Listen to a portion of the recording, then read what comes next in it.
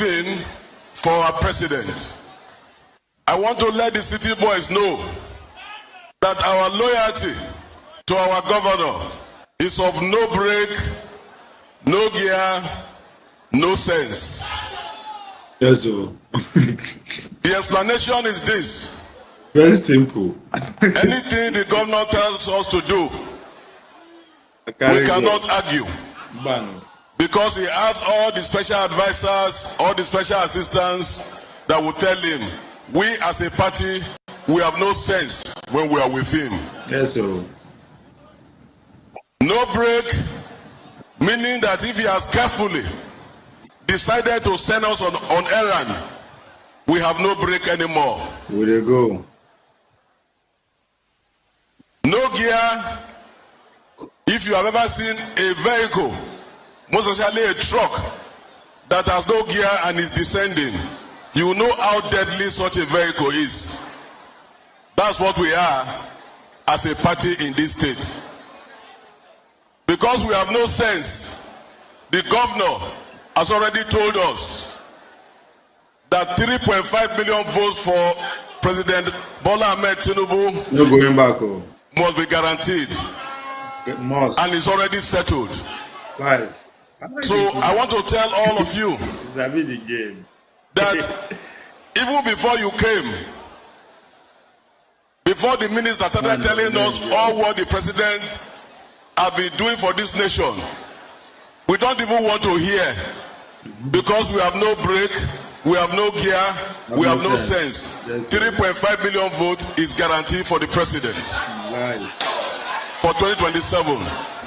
That is my message, very short message to all of you. The event ended with presentation of cash prizes to over 200 youths, who expressed serious gratitude to the organizers and promised to contribute well to the growth and progress of Edo State. The Edo State City Boy Empowerment Summit 2025 don't show clearly say government not the joke with youth empowerment, development, and the betterment of Edo State. Make none forget say, as we see, now so we dey talk am. We know the take blame. Ekata, okay, so. Hello, everyone. Edo State. I don't even know what I'm seeing from Edo State. Too. I beg, before I go, is there any state that is willing to adopt me? So you people should. I'm doing application. Where should I be? Where should I apply to? Because Edo State decided to carry last. Hey, did you not see that video? They say they are going to give 3.5 million votes to Tinubu. When even the whole of Edo, we have about 2.6 million registered voters. But then they said they are going to give this 3.5 million votes. And that, let me just look at what Sahara reporter said here. If you need to go and rewatch it again, go and watch it. He said we are zombies, we have no sense. Edo APC chairman Jared Tenebe says as he vows to control 3.5 million votes for Tinubu's second term election, despite state having 2.6 million registered votes. Well, overvoting is nothing to them. It's criminality of it. Yeah, my problem with all these people with that. All I know is we don't win. Landslide now we go take win 2020. Since now talk, now na sabi talk. They're going to give you a talking point.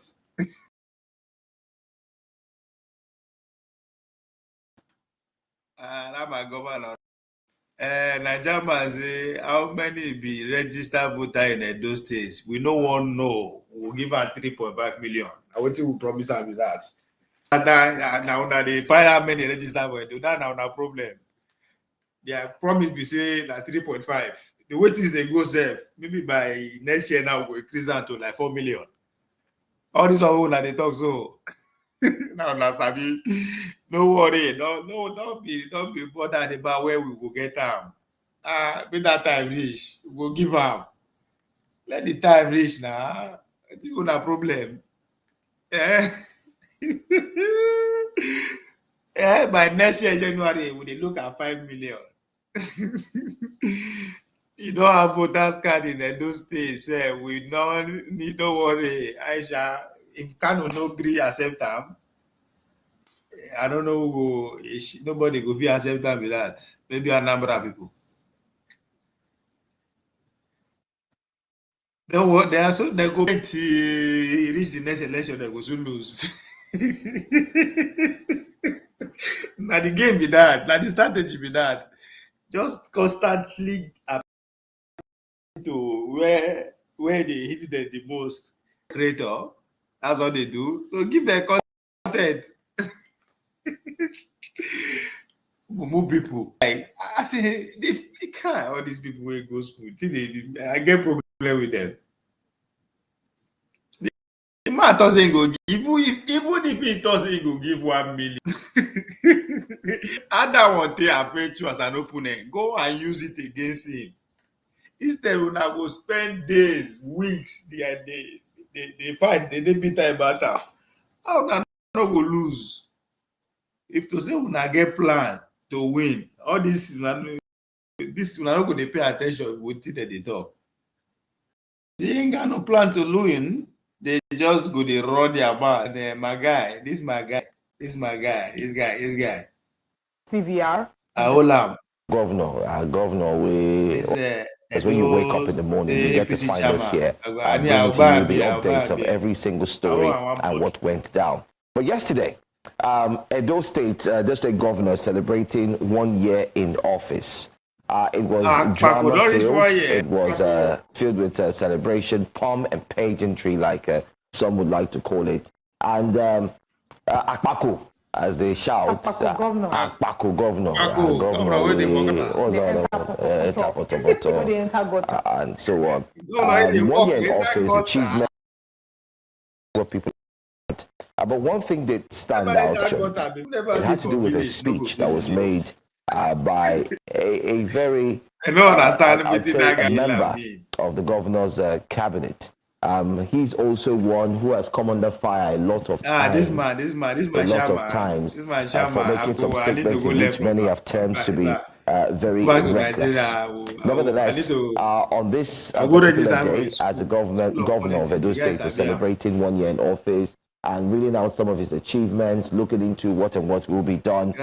On the other side, the story that made the headlines is a video you can see on your screen right now. It's got to do with an APC member, especially in Edo State. Let's listen to the video and hear what the APC chair has to say. Edo State is a state that has already settled everything for our president. I want to let the city boys know that our loyalty to our governor is of no gear, no sense.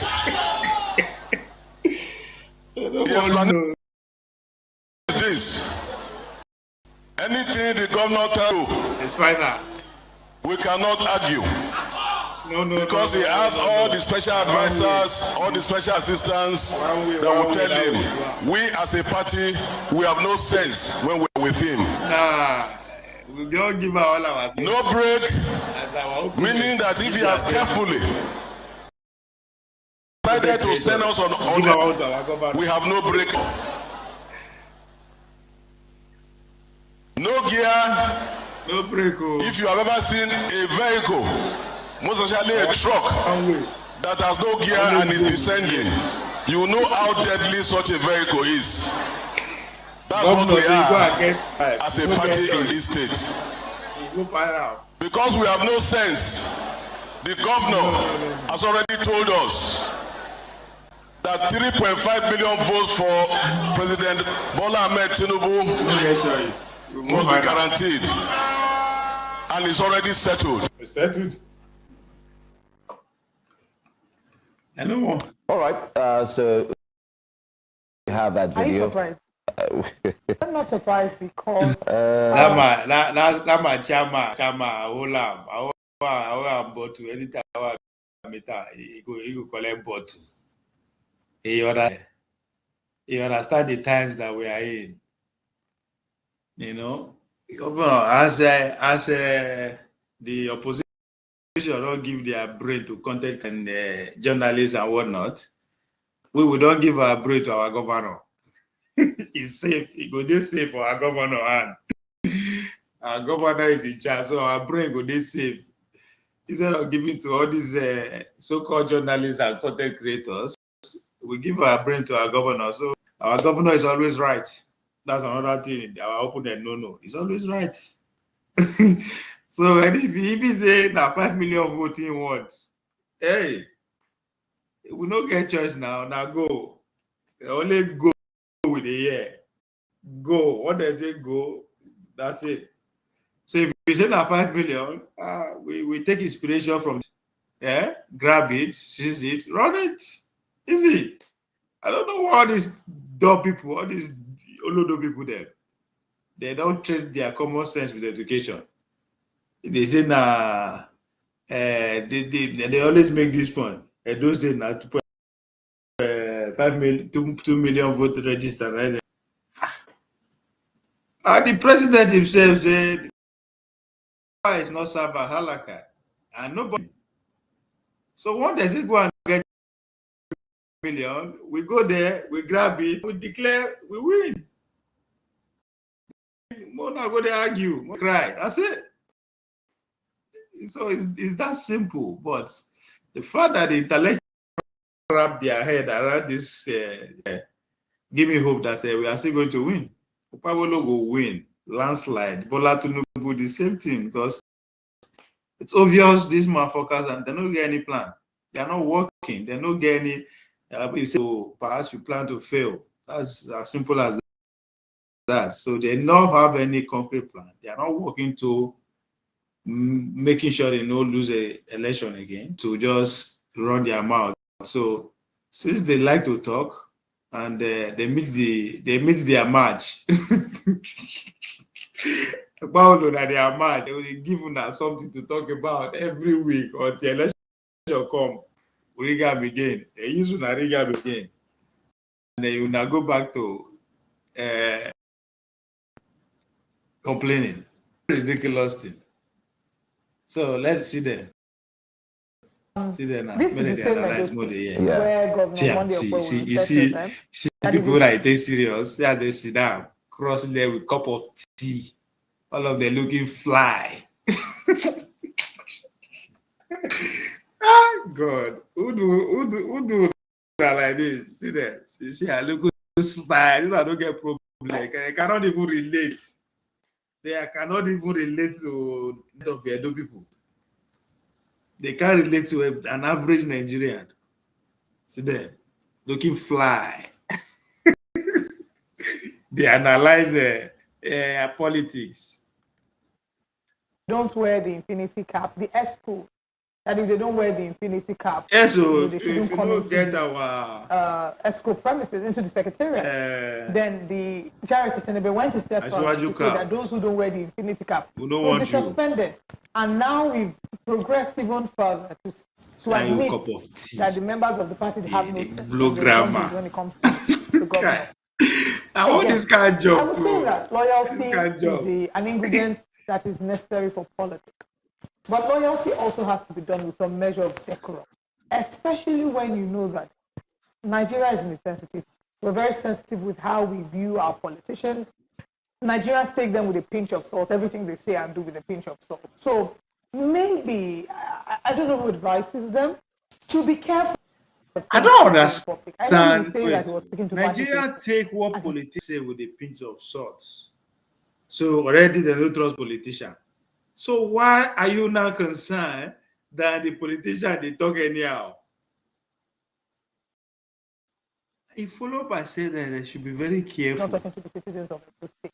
But this is the problem that we have, because what he said, whilst he may be able to justify it, that represents how a number of politicians in Nigeria behave, how a number of political parties behave, where we're tethered to the center, to the leadership, and they're surrounded by yes men, people who are unable to tell them the truth when it's necessary for them to call them out on bad behavior.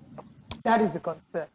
Let's not forget that this same person in question. The person will tell una must carry cup, cross leg, even though it do very uncomfortable. Why would I not tell her no?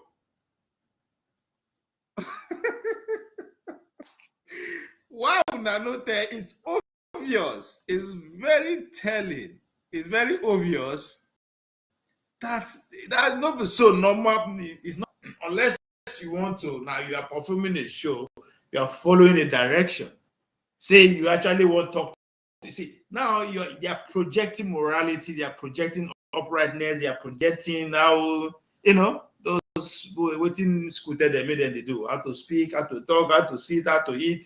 That's what jet. And you carry a cup of tea whole. And you actually expect anybody to take you serious. And it's very telling that it's very uncomfortable. Why they not tell the person, the studio director, manager, God, that you cannot go like that? But yeah, we should not say yes to our leader.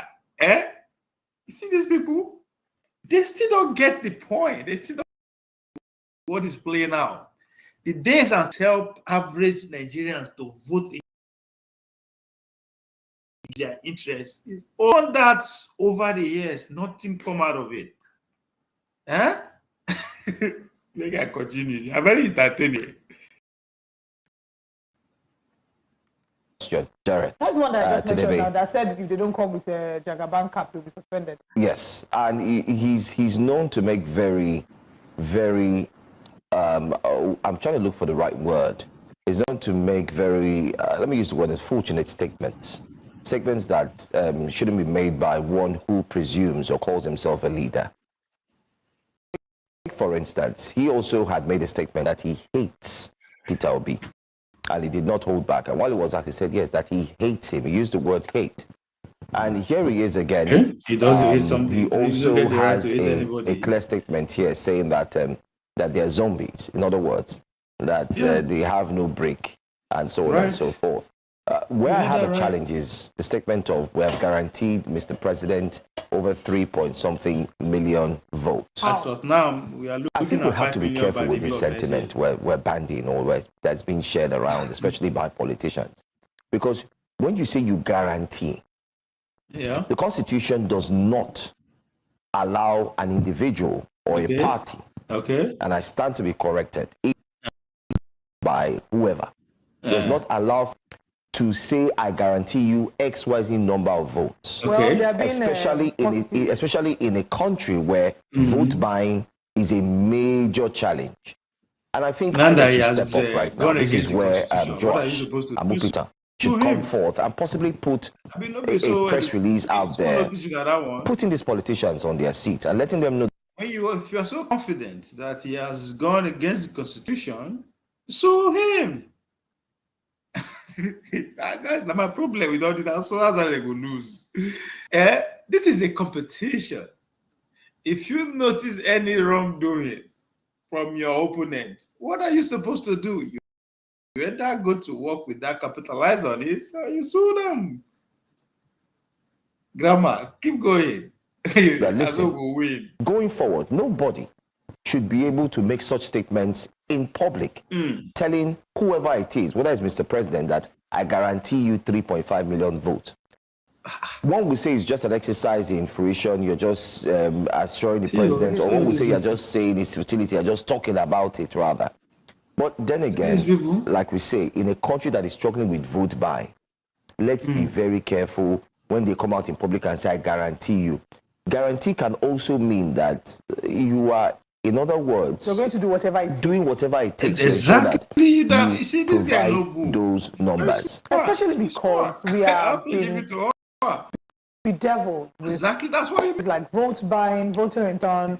That's what the bedrock of these challenges. To get you coming out that you know what you're going to do. How many million votes might infer that there's a possibility of manipulation that can happen somewhere. Again, recognize that some of these statements fade false, but politicians must be very careful the things that they say, especially when you're the party in power. You have nothing to prove. You don't need the validation of Nigerians. You have nothing to prove. So if very, very careful. But then, if the goal is to come and analyze what is here, why do you work? Where we face, where soup, where cup of tea? What's all that for? Are you saying something other than what you are supposed to come and say? So they don't even understand the position they are occupying or the kind of power they actually hold, right? In a real sense of, they are more powerful than the governor. They have more power than the governor, but they don't know. Not that they don't know, because the people who give their job know that better than them, so they take down, make them feel as if because the right speech give them, they are actually doing the right. It's strange, but again, the days that people will come in the name of education, in the name of experts, to tell people how to eat, how to speak, who to vote for, are in the past. It's over. Again, this also reflects our culture, our Nigerian culture, the culture of, again, sucking up to those at the top. Yeah. Where it's like, and we see it in homes where you say you can't speak to an older person, you can't speak back.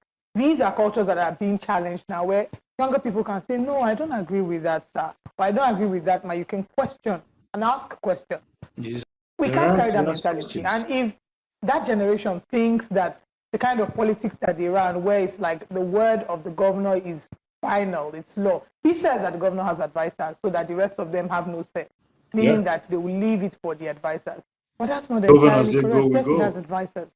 But even the president, with all his advisors, has made a number of mistakes that Nigerians have pushed back on. When the clemency, the presidential pardon situation happened, did the president not have advisors? Was it not considered an error in the way the manner it was handled? Nigerians kicked back, they listened, and they went back, reviewed it, took into consideration all the complaints that Nigerians had made, and reflected it in the second list that was.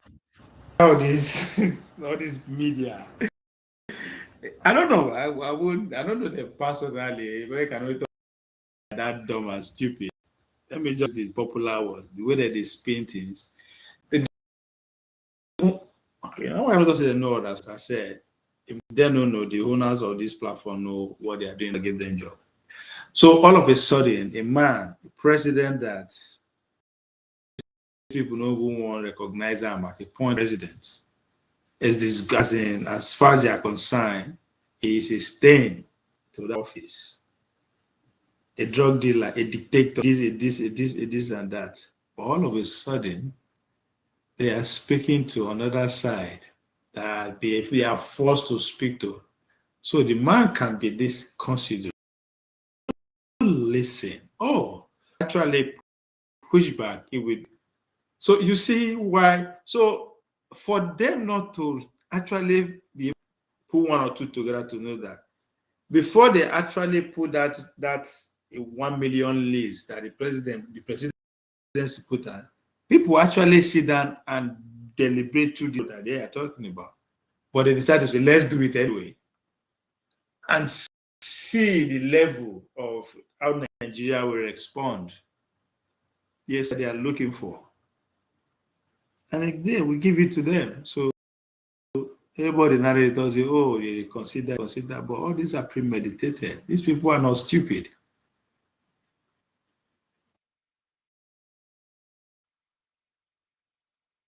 As I say, I know Victor's always don't know what they do because now a job then give them. So whoever give them job, know exactly what put forward. So it's not enough to say, oh, he has advisors. We're not going to, all of us are going to be zombies. We have no sense when it comes to the governor. Whatever he says is law. I beg now. I beg now. And let's also just to add, I think Mr. Jarrett Tenebe is actually trying as much as possible to secure his spot.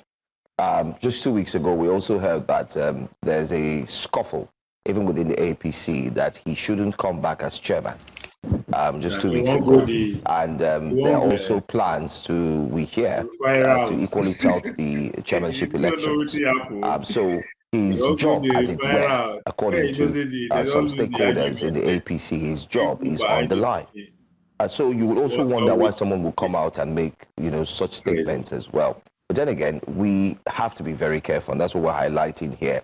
We don't want to push a narrative that, in other words, will presume that no matter what happens come 2027, we have to secure a certain number of votes, and if we do not we get have it, we have to go by all means to necessary or possible to ensure that we get that. But let's see what Nigerians are saying in reaction to this particular footage that we just brought to you. Upgrade PR number 1 says, I thought they said Edo ain't Lagos. No, let's say the way they typically say, Edo no be Lagos. Edo no be Lagos.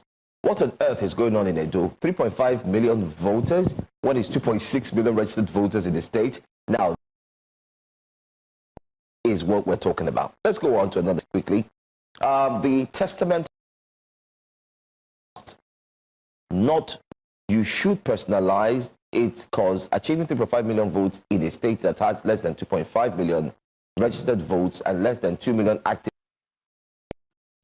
Is this structure of comfort a testament of zombinism, zombie people? That's what he says. I don't understand, but then I get your point. Let's see, we have another tweet very quickly. They are busy politicking while the nation burns on the insecurity with little or zero governance. It took a foreign power intervention to look like common sense is anyway. Ayodeji Kayode. Ayodeji, so this tweet, it's a conversation we have always had here on News Central, especially on Breakfast Central. That's this program. I will keep highlighting it, politicking or looking at the issues. So it's true what they say. If you join APC, you automatically lose your sense of reasoning. LOL, Edo people don't enter one chance. This one said they don't get sense. And he actually said that. He said they don't have sense.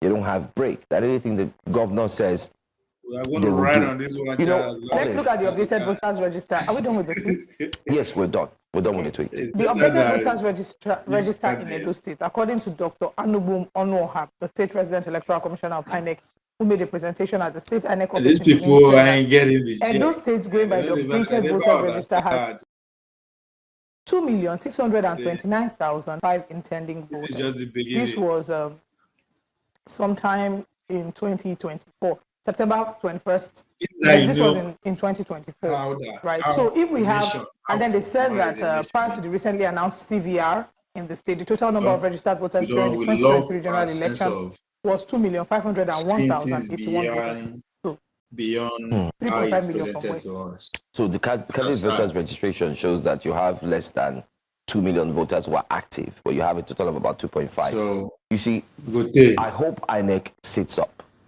Whether we like it or not this morning, we're waking up with this conversation because it is a very critical conversation that borders on the either one, the impunity or pure punity, whether you like it or not, whichever you want to put it, of Nigeria's electoral process. So if INEC keeps folding its arms and allowing those who have a loud voice and mouth to keep screaming down that they can, in other ways, circumvent the system and adjust it to suit whatever they think. For instance, how would you come out and say you're guaranteeing 3.5 when in true sense you don't have that number? Who told you we don't have to put out a statement or speak to them and say, listen, going forward, nobody should be able to pervert or allow these kind of things to go on in their own party. I'm also expecting the presidency by now. They should have been able to say, listen, in a democratic setting, we do not. I don't know, man. I wish I know these people one-on-one, because I just that they are this daft competition. It's just like the great Haile Selassie, the marathon. When at the peak of his time, and he done the envision retirement already, and the athletics, they pour money into road race marathon, not Dubai, London, New York, the best in the world. So attract more parents' fee from $50,000 to $100,000 to $300,000 to attract that. In good just say, I want next week. Before you know that, the ticket will skyrocket just because it doesn't want break one record. That they reach, even that most of the days said they will see beat up. Who will? Him and the event organizer. These dumb people, these daft, all these also. That's so they go, they argue, they go ga boom, election. And those they go give Bola Tinubu some or maybe 1.2 million. Who still win? Wait, they still win. Like, I don't know how people just can't still figure all this thing out. Bola Tinubu pretends to be a half-dead man for almost 2 years. You guys still couldn't get it. Okpebholo no sabi speak English. It works. Do you think they are ever going to stop? My brother, by next year, they will say now it will go for 3.5 million to 4 million. Then we will increase our frustration again. I don't just understand how this now these people just can figure out that this is a game of distraction at the highest level. Crazy. But that's their job anyway. To just in any way encourage. You understand that you love Mr. President, and so this is why I expect the SSAs to come out and talk. Because if it were another party that was doing this, I'm sure other parties too will speak. So I'm expecting them to come out and say, listen, as a party boss, I think that's the right word, not condemn, but you do not endorse. Very soon, APC will come out. They will tell you, say, APC party don't reach 50. Because as one time now, 40 million they claim. I guarantee with all these blocks into APC, they was to the election and say, oh, our party now 50 million. We will not begin arguing exactly what's going to happen.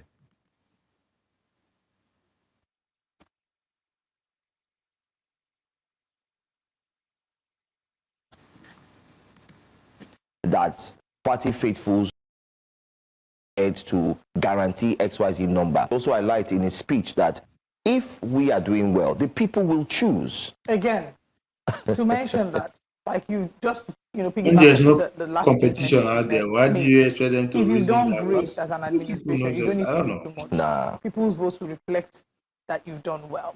Again, this is the same Edo State that is talking about politics and Ashwaju Cap and talking about just being suspended if you don't come in, wearing Ashwaju Cap. Whereas 2 weeks ago, was it 2 weeks ago or so, that we talked about the young girl who was kidnapped and Harrison Gwamishu and his team had to intervene to get her rescued. We don't know the full details, but what they could say was that the Edo State police officers were not, security agencies were not cooperative, and we didn't hear a statement by the government. We didn't hear a statement by the APC leaders in the state.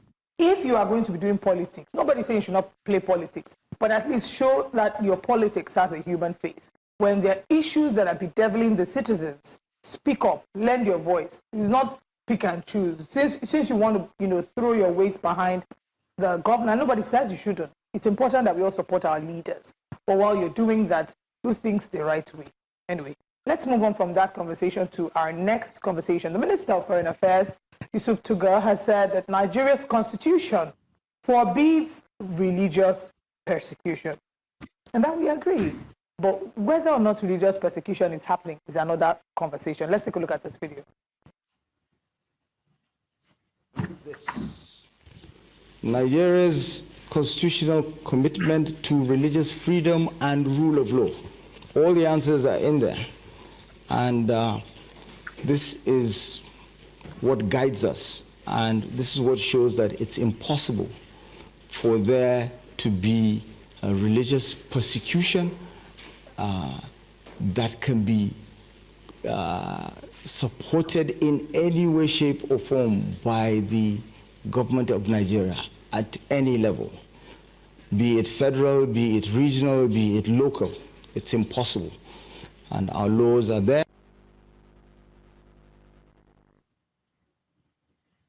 Well, if you're one of the many Nigerians who feel that there seems to be a lot of explanation that's being done or carried out from the presidency, then you may be right.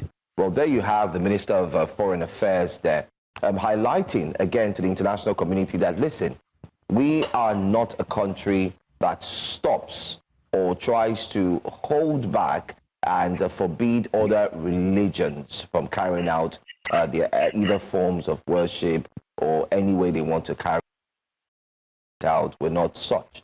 And I think the minister did that, breaking it down and showing it in public. However, Olive, I have a problem. What is it? I decided to do. Let me run it through to our viewers. Let me run it by. I decided to do that. I decided to take a list of the things that have been sent. Donald Trump of the United States made that statement. President Bola Ahmed Tinubu welcomed an archbishop,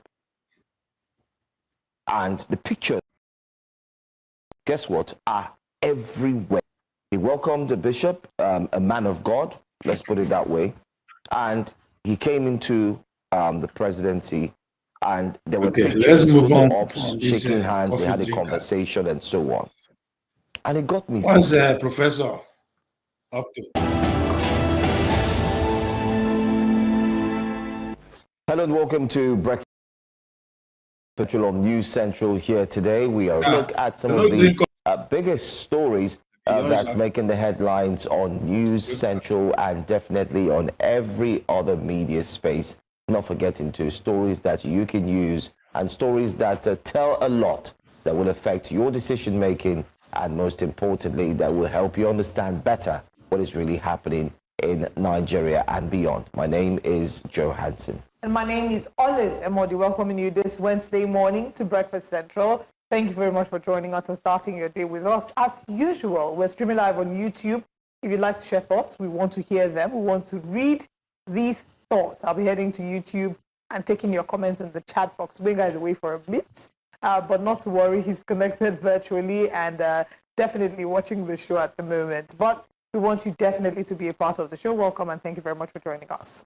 That's right. A lot has happened, as usual. That's why we have what is called wake-up conversations, to wake up to the stories that you may have missed while you were snoozing. But then again, they say if you snooze, you lose. But in this case, if you snooze, don't worry, you're not losing anything, because when you wake up in the morning to find us here, bringing to you the obvious story and what went down. But yesterday, Edo State governor celebrating 1 year in office. It was drama-filled. It was filled with celebration, pomp and pageantry, like some would like to call it. And Akpako, as they shout, Akpako governor, governor, and so on. 1 year in office, achievement is what people are looking at. But one thing that stand out of the celebrations, it had to do with a speech that was made by a very, I'd say, a member of the governor's cabinet. He's also one who has come under fire a lot of times for making some statements in which many have turned to be very reckless.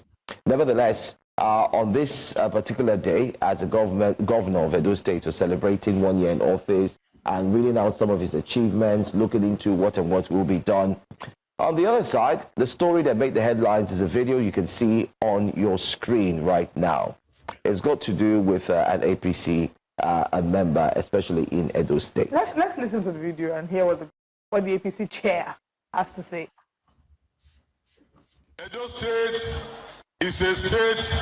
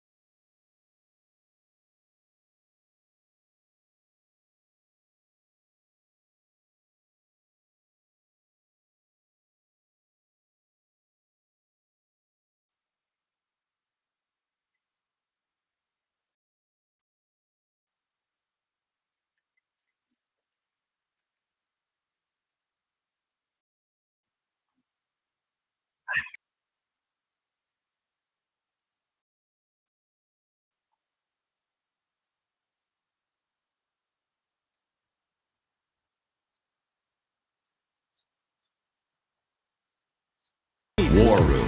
Here's your host, Stephen K. Bannon. My people are better right. If anyone can show a nation between Donald Trump how to defeat him, rise to him.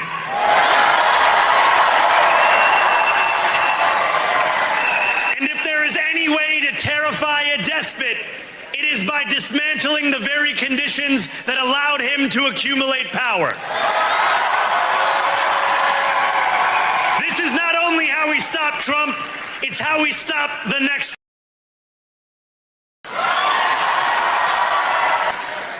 So Donald Trump, since I know you're watching, I have 4 words for you. Turn the volume up.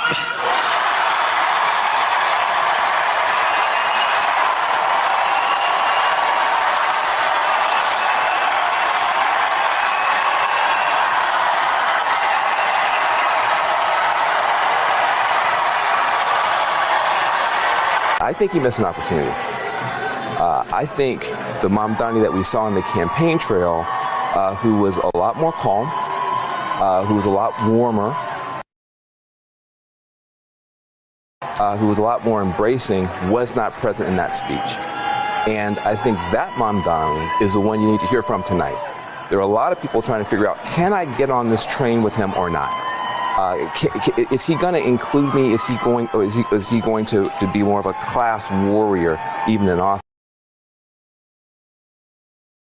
I think he missed a chance tonight to open up and bring more people into the tent. I think his tone was sharp. I think he was using the microphone in a way that he was almost yelling. And that's not the Mamdani that we've seen on TikTok and the great interviews and stuff like that. So I felt like there's a little bit of a character switch here where the warm, open, embracing guy that's close to working people was not on stage tonight. And there was some other voice on stage. That said, he's very young. And he just pulled off something that's very, very difficult. And I wouldn't write him off, but I think he missed an opportunity to open himself up tonight. And I think that will probably cost him going forward. The great unmasking. All those TikTok videos and all those times he's smiling. He's a nice guy. He's so friendly. You know, he's going to fight anti-Semitism. He's going to do this. He's going to do that. You saw the real thing last night. I don't know. You ever read the history of Vienna or Constantinople or any of it? The Crusader state of Jerusalem. Right? Once they get inside the gate, man, they ain't so happy. They're telling you what to do. They're going to tell you what they're going to do. That's the real Mamdani you saw last night. He used the microphone as a weapon. And good on him. Let's unmask right now. And challenge right there, challenge the president of these United States. And any populist, nationalist, MAGA folks that follow him. Josh Hawley. I would count you as one of those folks. What do you have to say to Mamdani? He challenged you last night, threw down right there on world television, sir. Well, I would just say this. We see now what the Democrats' response is to the crisis of the working class in our country, Steve, and their response is communism. Their response is state control, rule by the elite, rule by the rich, because make no mistake, that's who Mamdani actually represents. That's what he actually believes in, and it's also the destruction of Western civilization. This is a guy who does not believe in American history, American culture, American values. This is a guy who wants to tear it all down. Senator, hang on. That speech last night, he was quoting from the Enlightenment. He was quoting Thomas Jefferson. He was quoting the greatest philosophers and thinkers, Emerson. Wasn't that? Did you miss that part of the speech, sir? Yeah, this is his attempt to wrap himself in, I guess, in the flag. I mean, I don't know that Emerson's really the flag, but I think we see through that. Well, no, Steve. he didn't. Hang on. He didn't. First off, he went to every third world country. I don't think he mentioned anything about the United States of America. This was this guy unmasked. What you're seeing right there, and Bill Ackman sent out a tweet, the billionaire, to grovel in front of him. Hey, I'm so glad you won, and is there anything I can do to help you? DM me here. This was as brutal a throwdown as you could ever have, and I appreciate the guy for not hiding it. He hid it so long with the TikTok videos, but this is a direct challenge, not just to the president, but to the entire MAGA movement, sir. Yeah, I agree with that. And I think the answer, or the question rather, is what are we going to do about it? What are populists who actually believe in this country, who believe in the history of this country, who believe in our culture and our civilization? Are we going to have an answer, or are we just going to capitulate? Because we see what their answer is. Their answer is tear it all down and rebuild it on the foundation of secular, atheistic communism. That's what he runs on. That's what he represents. And are we instead going to say, no, actually, we're going to get back to what we truly believe in this country? This is a working class Christian country. Are we going to build on that foundation? That's the challenge, Stephen. We cannot be timid right now in this moment. We have to come forward and say there is one way forward. It is to return to the principles of the United States of America. No more half measures, but that is the challenge in front of us, I think, big time. Senator, this morning at the breakfast with the Senate, now what's going on? Because as you know, particularly about this funding illegal alien health care has been the central point of the Schumer shutdown. But I notice a lot of folks are getting wobbly right now as the heat's getting turned up. Your thoughts? Well, I think here's the big message that the president sent, which is that the Senate better be prepared to do something here and reopen the government and do it on our terms that protects working people, that doesn't give health care to illegals, as you said, that doesn't turn over control of this government to illegals and the radical left. And if that means eliminating or changing the filibuster, then the Senate should be prepared to do that. And Steve, I have to tell you, I think he's right about that. I mean, I've been saying to these Democrats, if you think that you can just shut down the government, deny Donald Trump any ability to govern, he's the duly elected president of the United States. If you think you can take away food from 40 million Americans, take away the pay of our great military, take away the pay of our border patrol, if you think you can do that, and then you come to me, Democrats, and say, well, you just have to live with it. No, I don't. And if you think I'm going to side with some arcane Senate rule rather than siding with the people, you got it wrong. So I think we're on a collision course here, and unless the Democrats change course, if they put me to the choice of people or the Senate rules, I'm choosing the people. And I want that to be loud and clear. I want people to understand that, including my Republican colleagues. They need to hear it. And I think that's the point the president made today. Can you actually change the filibuster just for one vote and go back to it? Because it has protected, particularly in those years that we were in the wilderness, it does protect you. It does give you at least a shield to be able to fight back. Is that pretty catastrophic for this situation? I mean, have you guys weighed and measured this?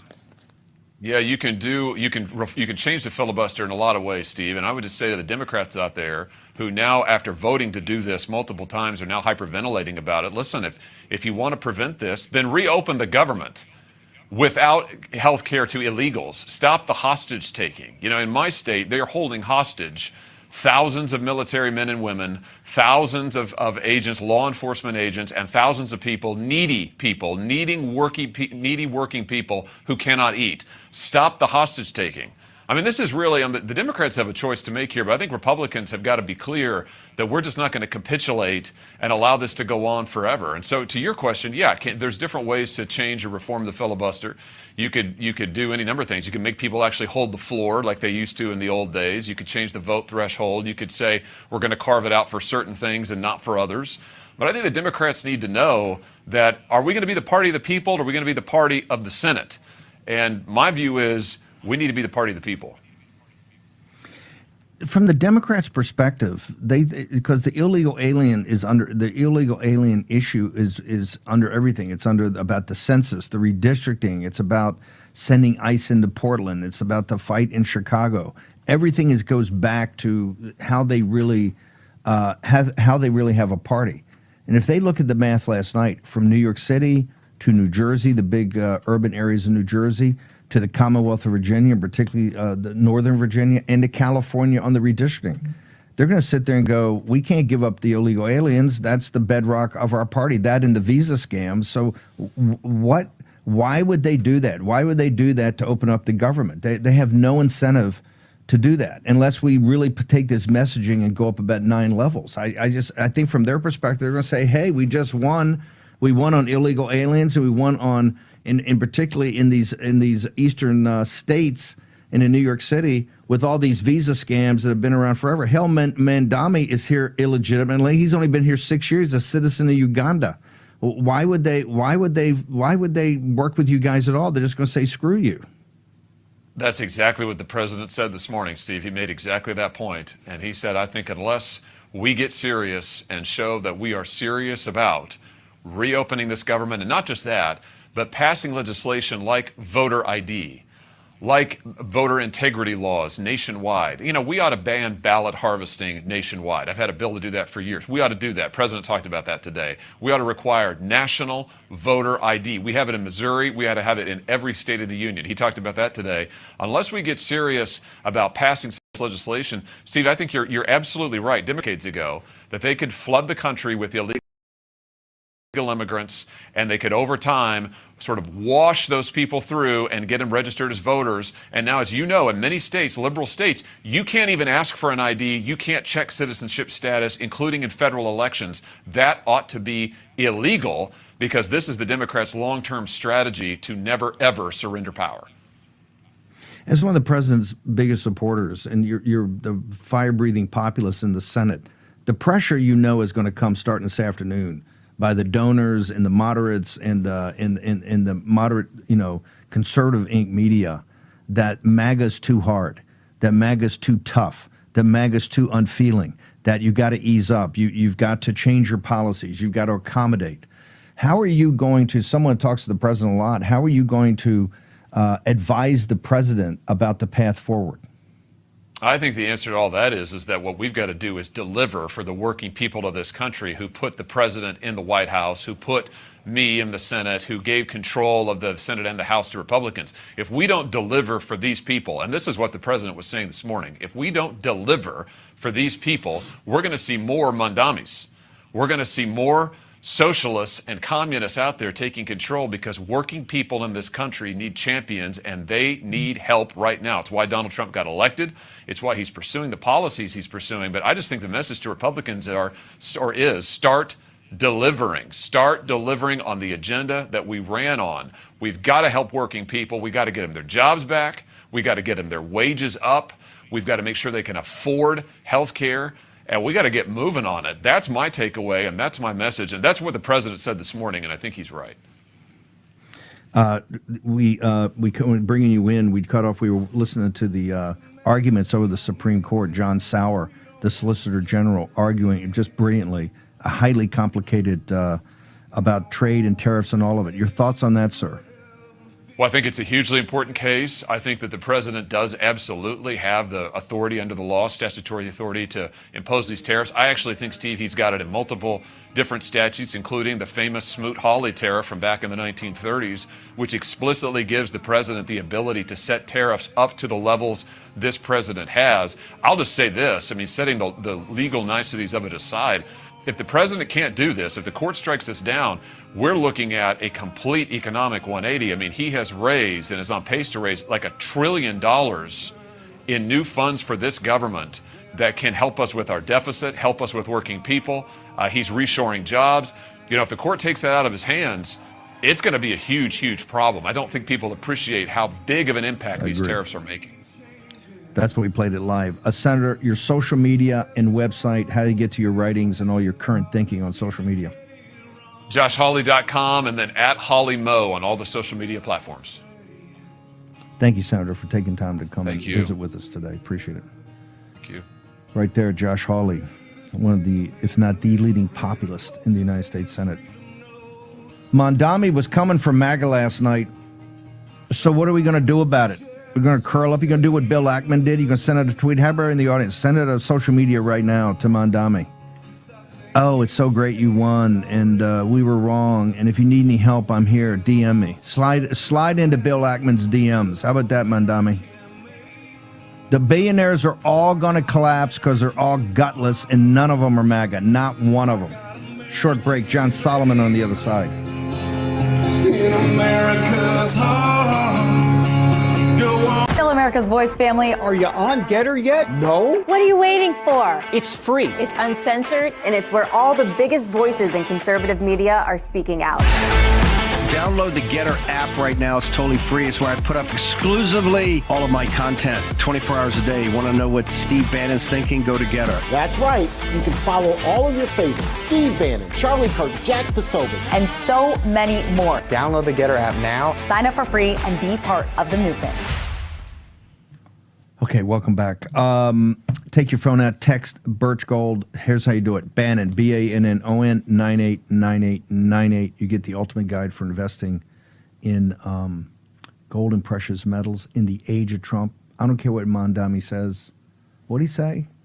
It's an end of an age and beginning of another. Lord have mercy. Does that brother think a lot of himself? Anyway, go to Birch Gold today. Talk to Philip Peck and the team, and particularly about tax deferred. You can roll your IRA, 401k, all of it. Talk to Philip and the team about gold being a hedge against times of financial turbulence. I think we might go through a little turbulence, just guessing. And ask him if it's the end of the Trump age. Don't think so, Mondami. Sorry, not sorry. John Solomon, you wrote Shotgun. I want to thank you for writing Shotgun with us last night. You know these groups.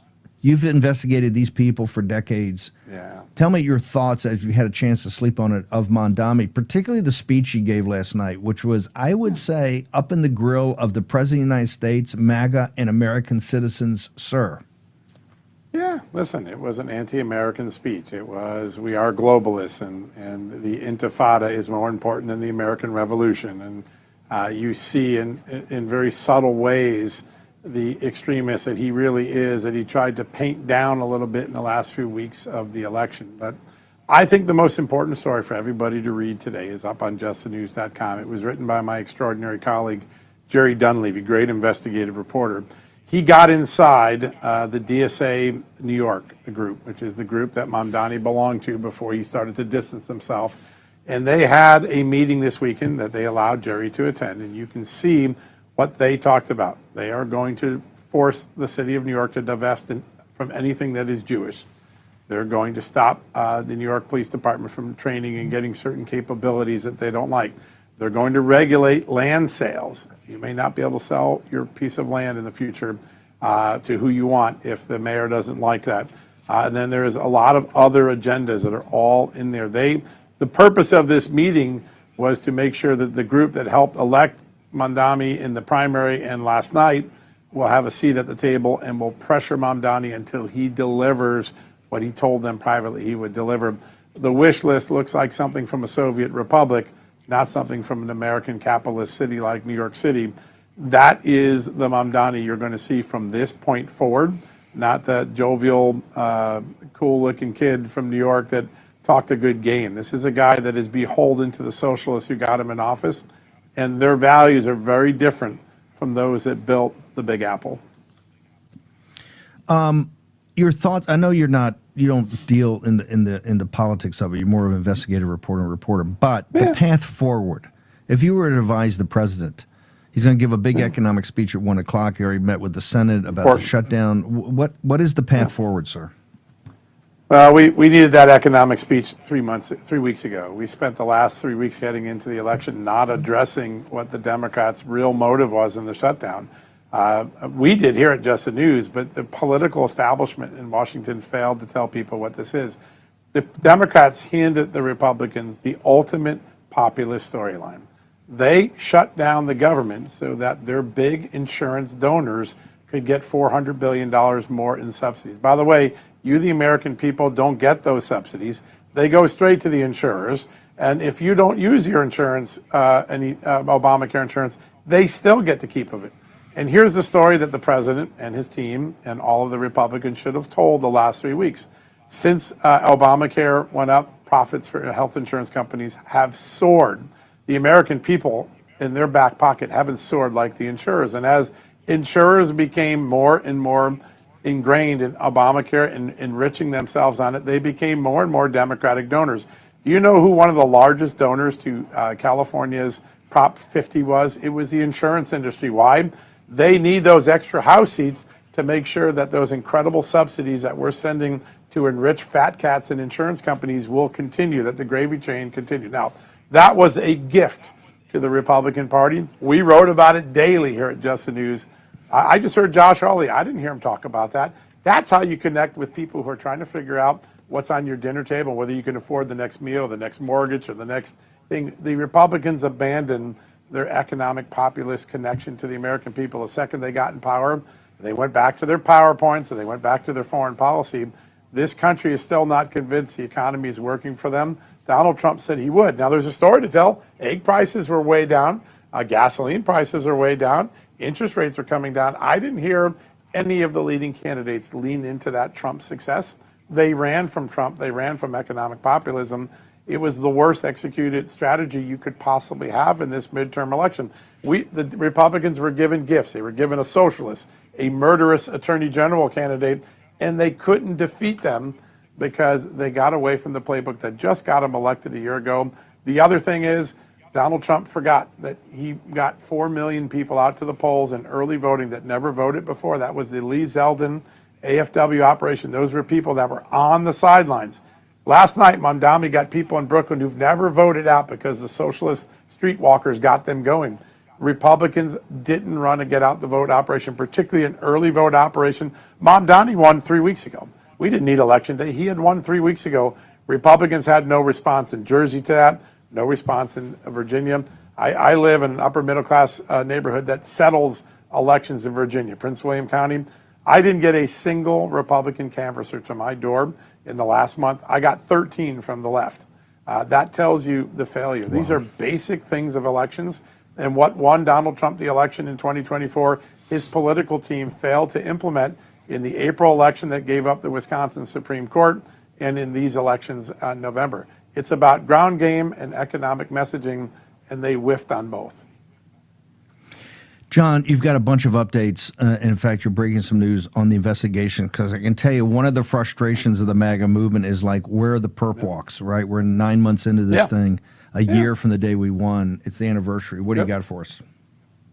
Well, I think a very important story this morning. Back in April, that's now, 6 months from now, if I'm doing my math correctly, Kash Patel opened up a criminal investigation because he found these Comey documents and other documents like them in burn bags about to be destroyed. Some of them were not in the digital system, so if they had been burned, they would have been lost forever. One of those things are the Comey notes that we just saw in the court filing. 6 months later, even though we know who went in and out of SCIF, we know who probably put the burn bags in, because SCIFs, these storage areas, have cameras, they have access codes, so you know who's in. Has the Justice Department indicted any of those people for obstruction? No. The criminal case was open. We didn't even get the documents. Kash Patel gets the documents to the DOJ right after April. It took us until November to get the documents, and it was only because Lindsay Halligan had the courage to stick them into a court filing. The DOJ, as I keep saying on your show, is grossly trailing behind the FBI. It is not resourced for the mission that Donald Trump gave them. The budget cuts they agreed to, they didn't reprioritize weaponization in a way that got them the staff. There are tens of thousands of pages of documents sitting waiting to be produced to Congress. And yesterday, to give you a sense of where our Attorney General is, she did an Epstein Documents 2.0 on all of us. She did it. She put out this tweet, got a lot of traffic, great Fox News story. Oh my God, guess what I discovered? I discovered that Joe Biden gave up Donald Trump's phone and Mike Pence's phone to Jack Smith. That's great, Madam Attorney General, except that story came out in April. She wasn't even aware that that wasn't a new development, but an old development that had been discussed by Senators Grassley and Johnson for months. If you want to fix the perp walk problem, if you want to fix the opportunity to bring accountability, Kash Patel has the evidence. The prosecutors, with the exception of Halligan, are lagging far behind the evidence, and that sand clock is ticking down not only on statute of limitations, but on the time that occurs in between elections. 26 elections already underway. We're missing really valuable time to educate the public. The American people are missing valuable time. I don't think DOJ is getting there. When you see that there was a 6-month delay in this document, when you see the Attorney General presenting something new that is old, she's so far behind the facts, I'm really worried that Donald Trump doesn't have the team that can bring accountability to the Justice Department. That's just my reporting. And by the way, that's what many Justice Department and members of Congress have been saying to me privately over the last 4 weeks. John, to get all these, including that amazing report you've got on the DSA, the Working Family Party in the DSA is not to be dismissed. That's right. They've got a ground game that's a machine. They're a machine, and people got it. Hey, they got 10,000 people not canvassing in the hot summer in August in Brooklyn. That's how you win. That's how you win a big election. John, where do people go for just the sad part? We don't talk about it. We don't talk about it, but Lee Zeldin built a machine like that with Susie Wiles and James Blair last year, and we shut it off. What the heck? Get that machine back. Republicans had massive canvassing going on in the Senate things. The spreadsheet I saw, because I chronicled this as a journalist, 3.4 million people that got out who hadn't voted. Where was that machine? It has to be revved up. JustTheNews.com and Jay Solomon reports on all social media. John, thank you. Thank you for sticking around with us this morning. Appreciate you.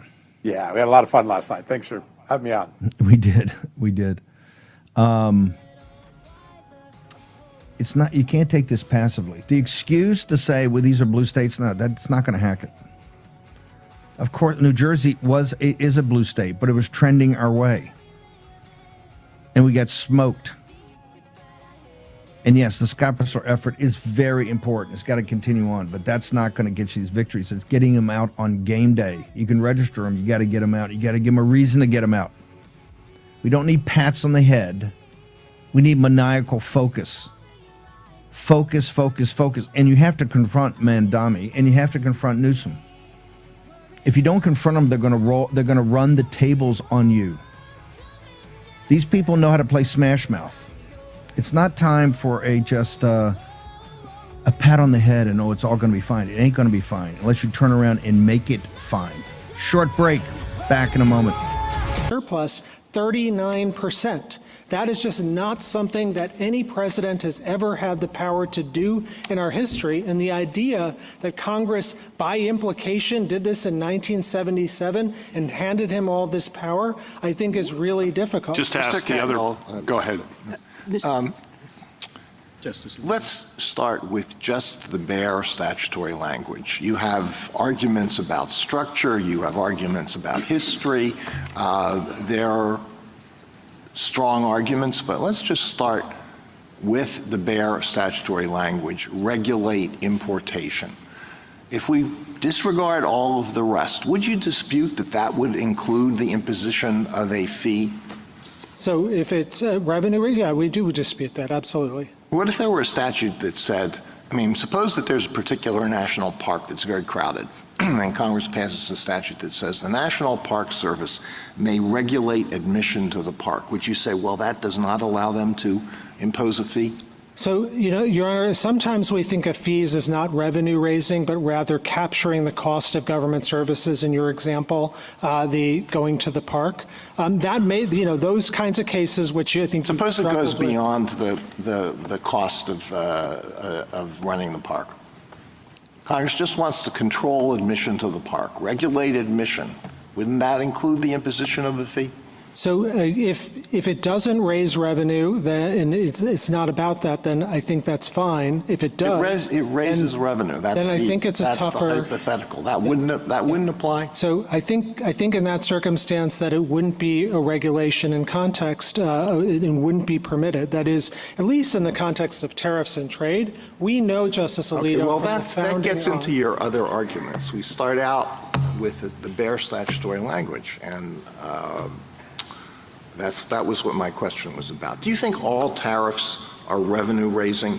Suppose that instead of imposing these across the board tariffs, suppose that an executive order imposed a tariff on one particular country and provided that this would take effect in 90 days. And suppose that within those 90 days, an agreement is reached with that country so that no tariff is ever collected. Would that be a revenue-raising tariff? I take it the initial point and on its face it is revenue raising, that's what it's for, and so I think that would. And look, I don't doubt that there are edge cases. That is what this court's confronted just recently in FCC versus Consumer Research, and you said, look, what is a tax? It's sometimes very hard. What is revenue raising?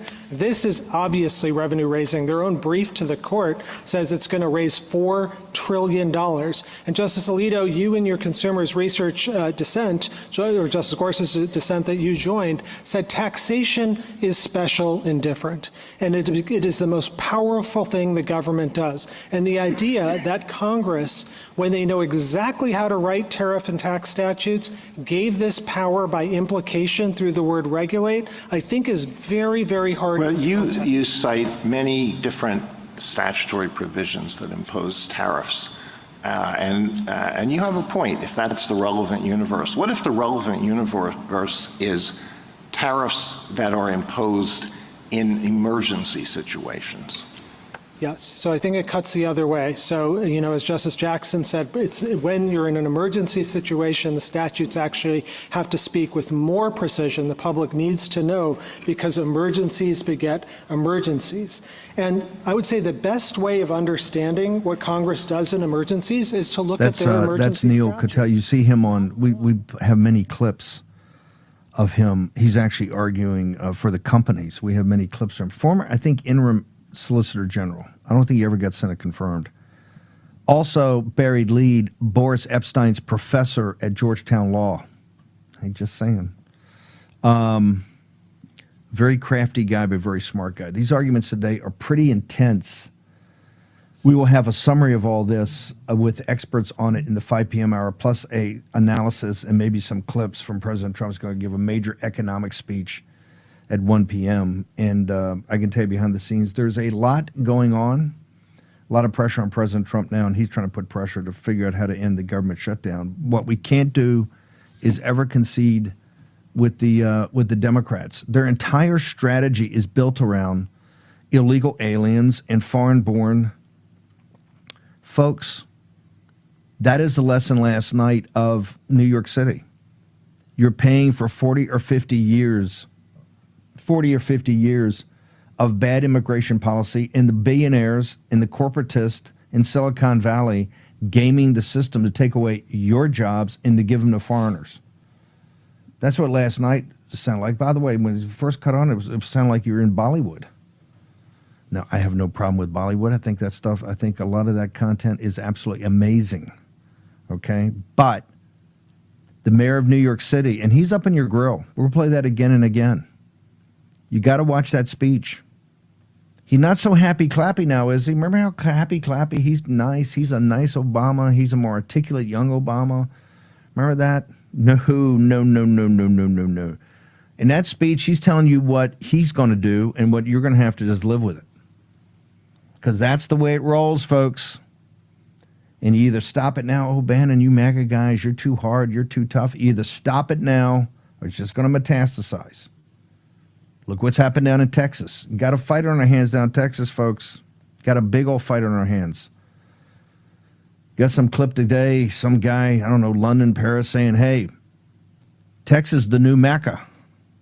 So saddle up, folks. You're either going to give this country away in this generation right here, or you're going to fight and keep it and return it to its former glory and greatness. This comes down to one or the other. It's a binary choice. It's a binary choice. You saw last night, you saw this redistricting. By the way, 63, I think they won by 30 points. It was close, 30 points. All these people coming from California, I just go, folks, unless you get Trump engaged out there and get the MAGA vote, he's got millions and millions of voters. If you do that, you maybe have a shot. You don't do that, you got no shot. And I was thinking 20, maybe 25, over 30. I think it's over 30, close to 30 points. Blowout. And it launches Newsom. And Newsom is going to take it to his full advantage. And now we got game on, you know, the great redistricting strategy we did in 21 and early 22, and then on a roll at Texas, but still we were stopped by the Republican establishment, just like you got Judas Pence. You know, Judas Pence is putting the knife in Dr. Roberts and all the Project 2025 guys. He's trying to take over Heritage. They all want to come back. I tell you, they all see Trump as a passing summer storm, and they just see you as a bunch of grundoons that once Trump's gone, they're just going to get you all back inside the controlled opposition of the Republican establishment so they can get tapped along, right? Do you think New York City, that just happened? And you can't blame it solely on progressive Democrats, although that's who drove it. Every policy, every open borders policy came from them. Where was National Review and Rich Lowry and William? Where are you guys when this was happening in New York City? Where were you? Oh, that's right. You're having debating societies up in your salons up in the Upper East Side. You know, with the bow ties and the, you know, awfully, I'm in this club, I'm in that club, I'm a whiffing poof from Yale, right? Doesn't hack it. Doesn't hack it. There's not a debating society. What did Mao Zedong say? It ain't a garden party. You know who knows that? The Working Families Party, the DSA, and Mom Donnie. They understand that. You see Bill Ackman, that's all the corporate class behind the scenes. He grovels to this guy in front of him on Twitter. Grovels. Ackman, that's a beauty. That's what you think your billionaire class is going to stand up there. You think all those billionaires that came over a year ago tonight, you think any of those guys are going to be with you? You get down and dirty on this fight for the midterms? You just watch them. Yesterday, a big piece in the Washington Post. Oh, we're people on the right, and Peter Thiel and all these guys. We need an aristocracy. The MAGA people are too dumb. Yeah, that would be you. You're too dumb. You're too lazy. You know, immigrants are going to start other businesses, but you need a new aristocracy. You know, led by Palantir and led by Peter Thiel, right? You need an aristocracy because you can't govern yourself. You can't drive to a conclusion the project to save our country. Yeah, that would be you. The ones that have been in the trenches longest, have fought so many battles and won so many battles. Yeah, what you need to get layered by a new aristocracy. That's exactly what we need. Yeah, that's worked out well. But this is okay because, you know, they believe in tax cuts and, you know, they believe in, Israel first, all that. They got all that. So they're guys that you fall in line and back off because you need a new aristocracy. I'll go through that Washington Post article in detail because not only not going to need an aristocracy, we're not going to have an aristocracy, okay? Not in this country, not in this time. You're playing right into the hands of Mondami and this crowd. You're playing right into the hands of them because you're too freaking stupid to understand what's actually going on, and you're too much greed and avarice. Don't need it. You want that? You go. Mondami's going to come and strip it all away anyway. The DSA and the Working Family Party, they think they got momentum. I want to thank Patriot Mobile for sponsoring last night. And by the way, the Tarrant County and Lee Wamsgan was the one bright light. Now you say, but Steve, that was just a Texas Senate seat. Hey, there was a lot on the line there because you had $3.5–4 million of Republican money supporting a guy that's kind of a Democrat. Oh, yeah, that's right. That's right. Dirty Chinese money coming from Macau. The center of, sex traffic, money laundering, you name it, a cesspool, a total and complete cesspool. Money put on Lee Wamsgan, who's tough as boot leather and had to go against the Democrats on the left and the phony Republicans on the right. That's a warrior and did it with grace and charm and just good old American stick-to-itiveness.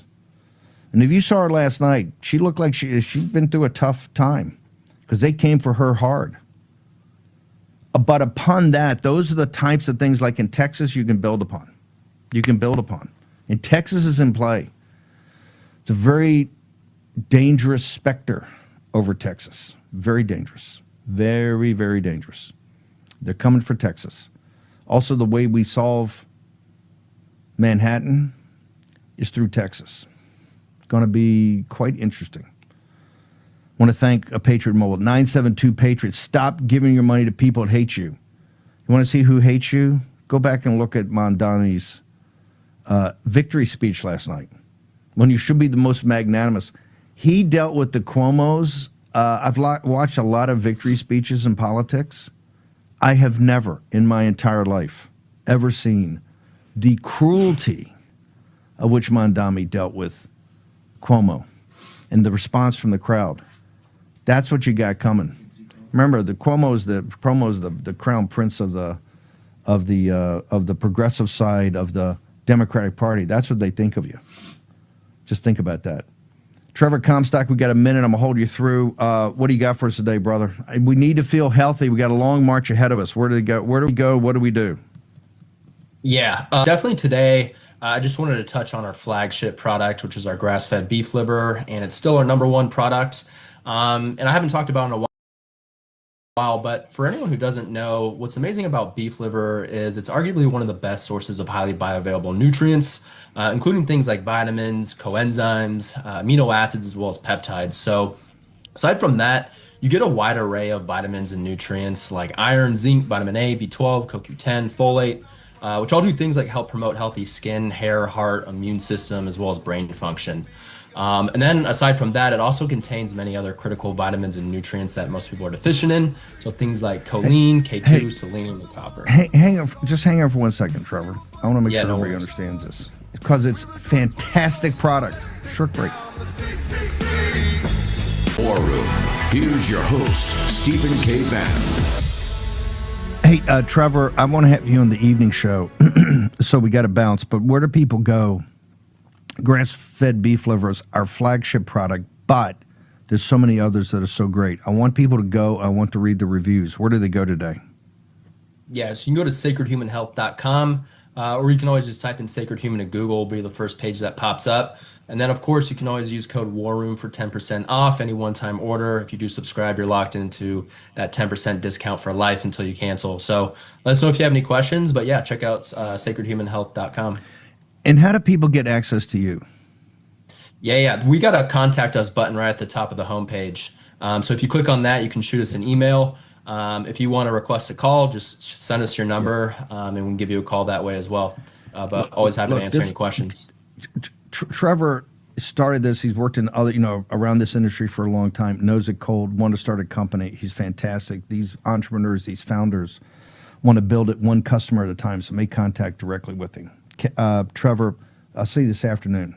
We'll get you in with President Trump in this economic program. Trevor Comstock, Sacred Human Health. Go check it out. The Make America Healthy Again movement, our coalition.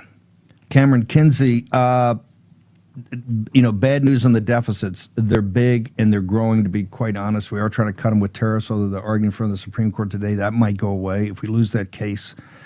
Now, if you got a problem with the IRS, what the IRS thinks you owe may be different than what you think you owe, and there is the rub, okay? They're coming for the money they think that you owe. You got to make a case with somebody about what reality is. How do people do that, Cameron Kinsey?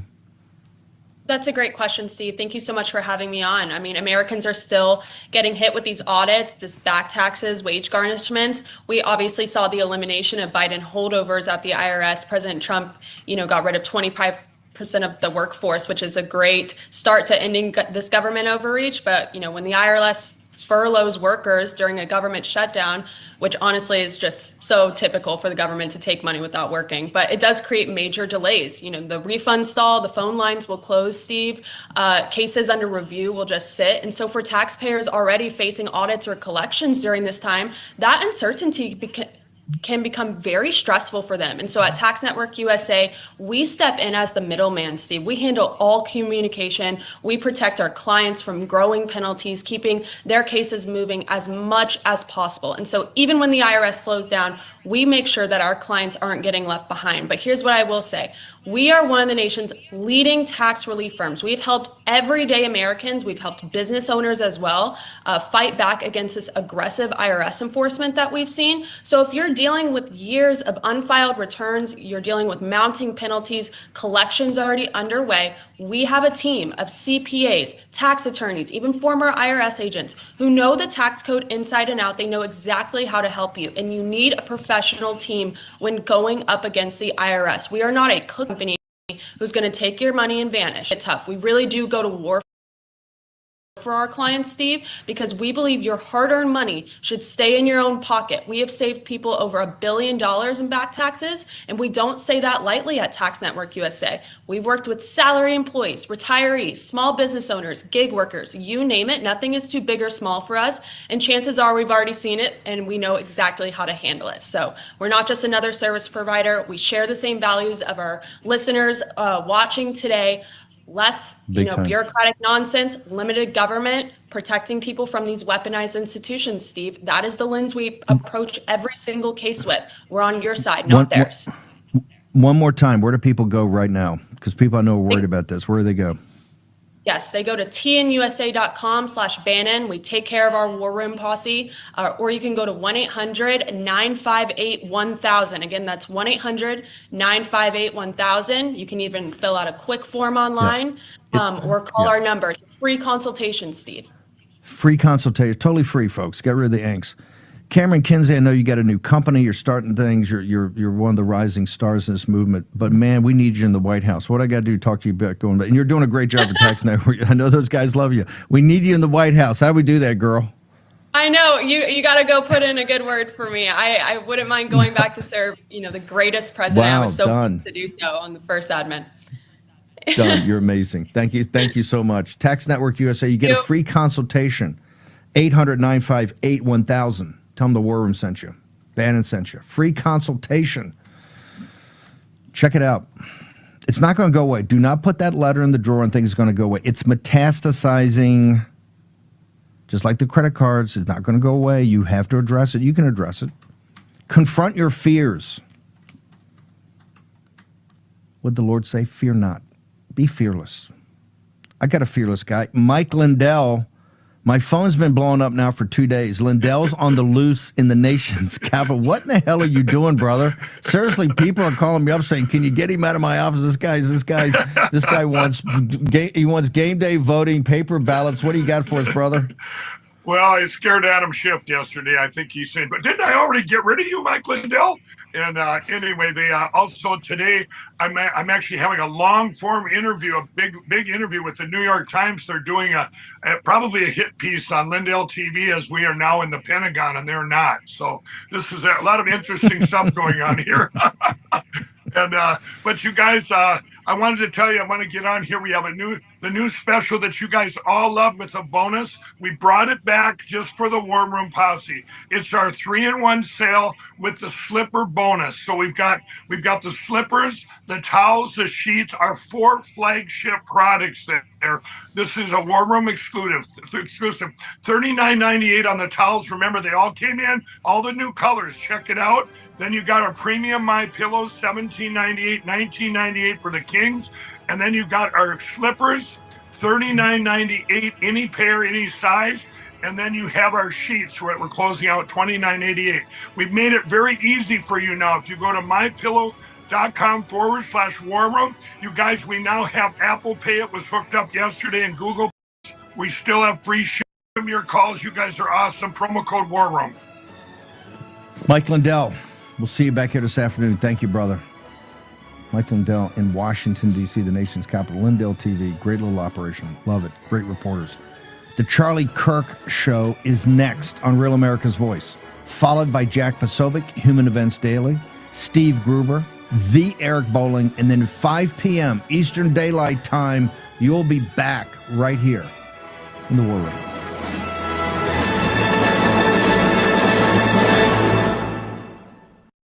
How ironclad is the 22nd Amendment? And you heard Bannon there. Are there ways that Trump and his allies can circumvent the Constitution or rewrite it? Well, the 22nd Amendment is ironclad unless you are intent on strangling the entire meaning and intent out of the 22nd Amendment. It's fairly clear that you can't be elected to more than 2 terms of office as president. And the 12th Amendment. We won because we insisted that no longer would politics be something that is done to us. Now it is something that we do.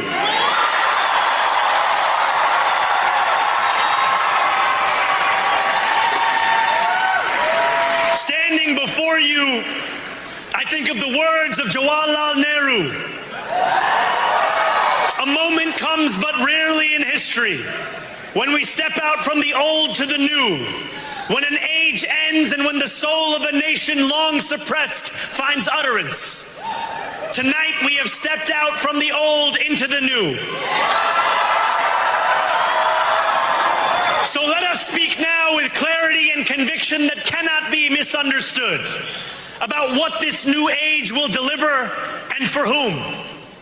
This will be an age where New Yorkers expect from their leaders a bold vision of what we will achieve, rather than a list of excuses for what we are too timid to attempt.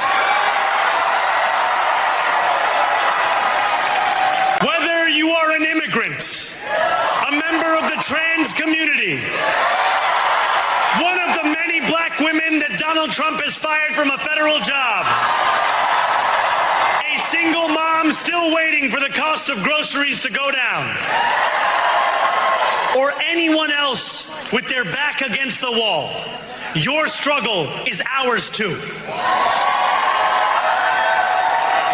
And we will build a city hall that stands steadfast alongside Jewish New Yorkers and does not waver in the fight against the scourge of anti-Semitism. Where the more than 1 million Muslims know that they belong. Not just in the 5 boroughs of this city, but in the halls of power. No more will New York be a city where you can traffic in Islamophobia and win an election. You know, he's saying the Democratic Party didn't deliver for working class people forever. And this is not populist. Please, that's not populist. What you heard right there was not even socialist. That is neo-Marxism right there. Neo-Marxist jihadist. That's what this guy is. And he's up in your grill. And for all the happy skipping around, you know, TikToks, and he's going down the aisle and he's all happy and smiley. I didn't see the happy smiley tonight. You saw when he won what he's really like, right? And people got to understand. Yeah. This is brought to you by progressive Democrats. This is brought to you the Bill Ackmans of the world, the elites that have managed the decline of this country. And what they managed it by was opening up essentially open borders, particularly for these big cities. Well, now you got it. And he's up in your grill. If anyone can show a nation betrayed by Donald Trump how to defeat him, it is the city that gave rise to him.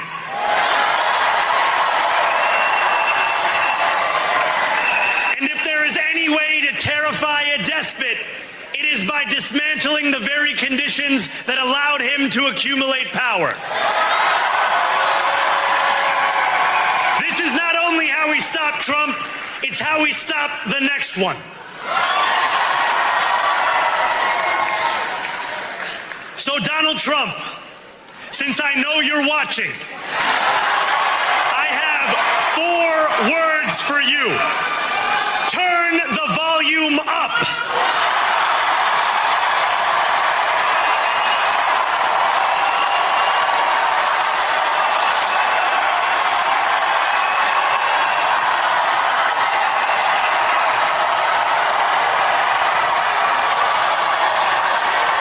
And so it begins. Yeah. Finally, President Trump, that's what we're looking for. That's what we're looking for.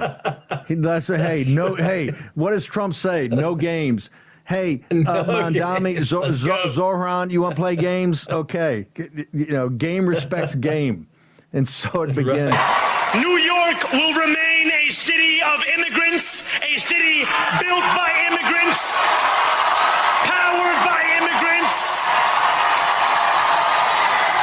And as of tonight, led by an immigrant.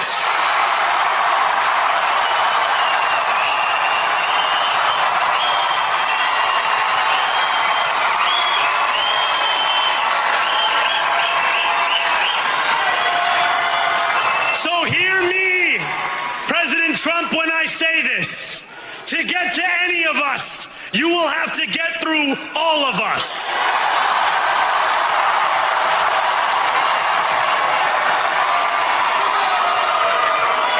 When we enter City Hall in 58 days, expectations will be high. We will meet them. A great New Yorker once said that while you campaign in poetry, you govern in prose. If that must be true, let the prose we write still rhyme, and let us build a shining city for all. And we must chart a new path, as bold as the one we have already traveled. After all, the conventional wisdom would tell you that I am far from the perfect candidate. I am young, despite my best efforts to grow older. I am Muslim. I am a democratic socialist. And most most damning of all, I refuse to apologize for any of this. I think he missed an opportunity. I think the Mamdani that we saw on the campaign trail, who was a lot more calm, who was a lot warmer, who was a lot more embracing, was not present in that speech. And I think that Mamdani is the one you need to hear from tonight. There are a lot of people trying to figure out, can I get on this train with him or not? Is he going to include me? Is he going to be more of a class warrior, even in office? I think he missed a chance tonight to open up and bring more people into the tent. I think his tone was sharp. I think he was using the microphone in a way that he was almost yelling. And that's not the Mamdani that we've seen on TikTok and the great interviews and stuff like that. So I felt like there's a little bit of a character switch here where the warm, open, embracing guy that's close to working people was not on stage tonight. And there was some other voice on stage. That said, he's very young, and he just pulled off something that's very, very difficult. And I wouldn't write him off, but I think he missed an opportunity to open himself up tonight, and I think that will probably cost him going forward. 4 words for you, Donald Trump. Turn the volume up. The extraordinary thing about his campaign and his message tonight, while one might say, he's young, he's out there, he's not wild. He's as disciplined as they come, especially when it comes to messaging, which is all about affordability. So he's goading Donald Trump, who is the opposite of discipline. And what Donald Trump is hoping Zohran Mamdani will deliver, I don't think he's going to. And to Lawrence's point, sort of speaking to all of New York, that was something. So let's talk about age of revolutions. We have been moving in a direction since 1600, as you write here, talking about the age of revolution as the West opens up and Western liberalism grows, it thrives. There's progress.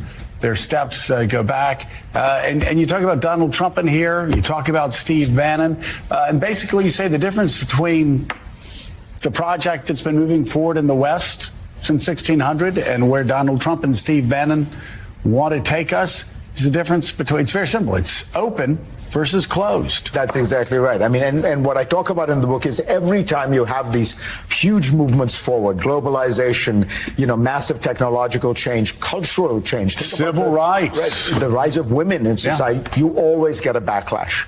And how you navigate that backlash is what determines how successful you are. We are in that backlash right now. We are in a backlash against globalization, against this information revolution, against some of the cultural shifts that have taken place. And but think about last night, though. Yeah, with us. Don't forget New York City. The reaction time is not like a decade or a century. It's a year where we had the first woman ever elected governor in Virginia. We had the first Democratic woman ever elected in the state of New Jersey. We had the first Muslim elected statewide in the state of Virginia. The first Muslim woman elected statewide in the state of Virginia, the lieutenant governor. We had the first Muslim mayor ever elected in New York City. I mean, you talk about like a political punch in the face for white nationalists who say, oh, no, these people don't belong here. They got a message last night from the American people. No, you're absolutely right. And in the conclusion of the book, I say, look, at the end of the day, don't mistake the undertow for the wave. In other words, you have a wave that's moving forward. You have undertows. You have backlash. But the broad message of this book is there's only one path, which is you got to go forward. And in this country, I think what we're actually showing and what Mamdani's election showed is we're showing that there is a possibility of building the first truly multicultural, multiracial democracy in the world, a kind of universal nation where everybody belongs. And it's messy, and there's great cultural anxiety that it produces. The right is very good at weaponizing that cultural anxiety. Yeah. And what the left has to learn is how to manage it. Don't play the right's game. Find a way to talk about, I think Bill Clinton put it very well. If you get lost in the cultural issues, the right will always win. But if you can navigate them, people will listen to your economic message. And broadly speaking, the Democratic Party's economic message is popular.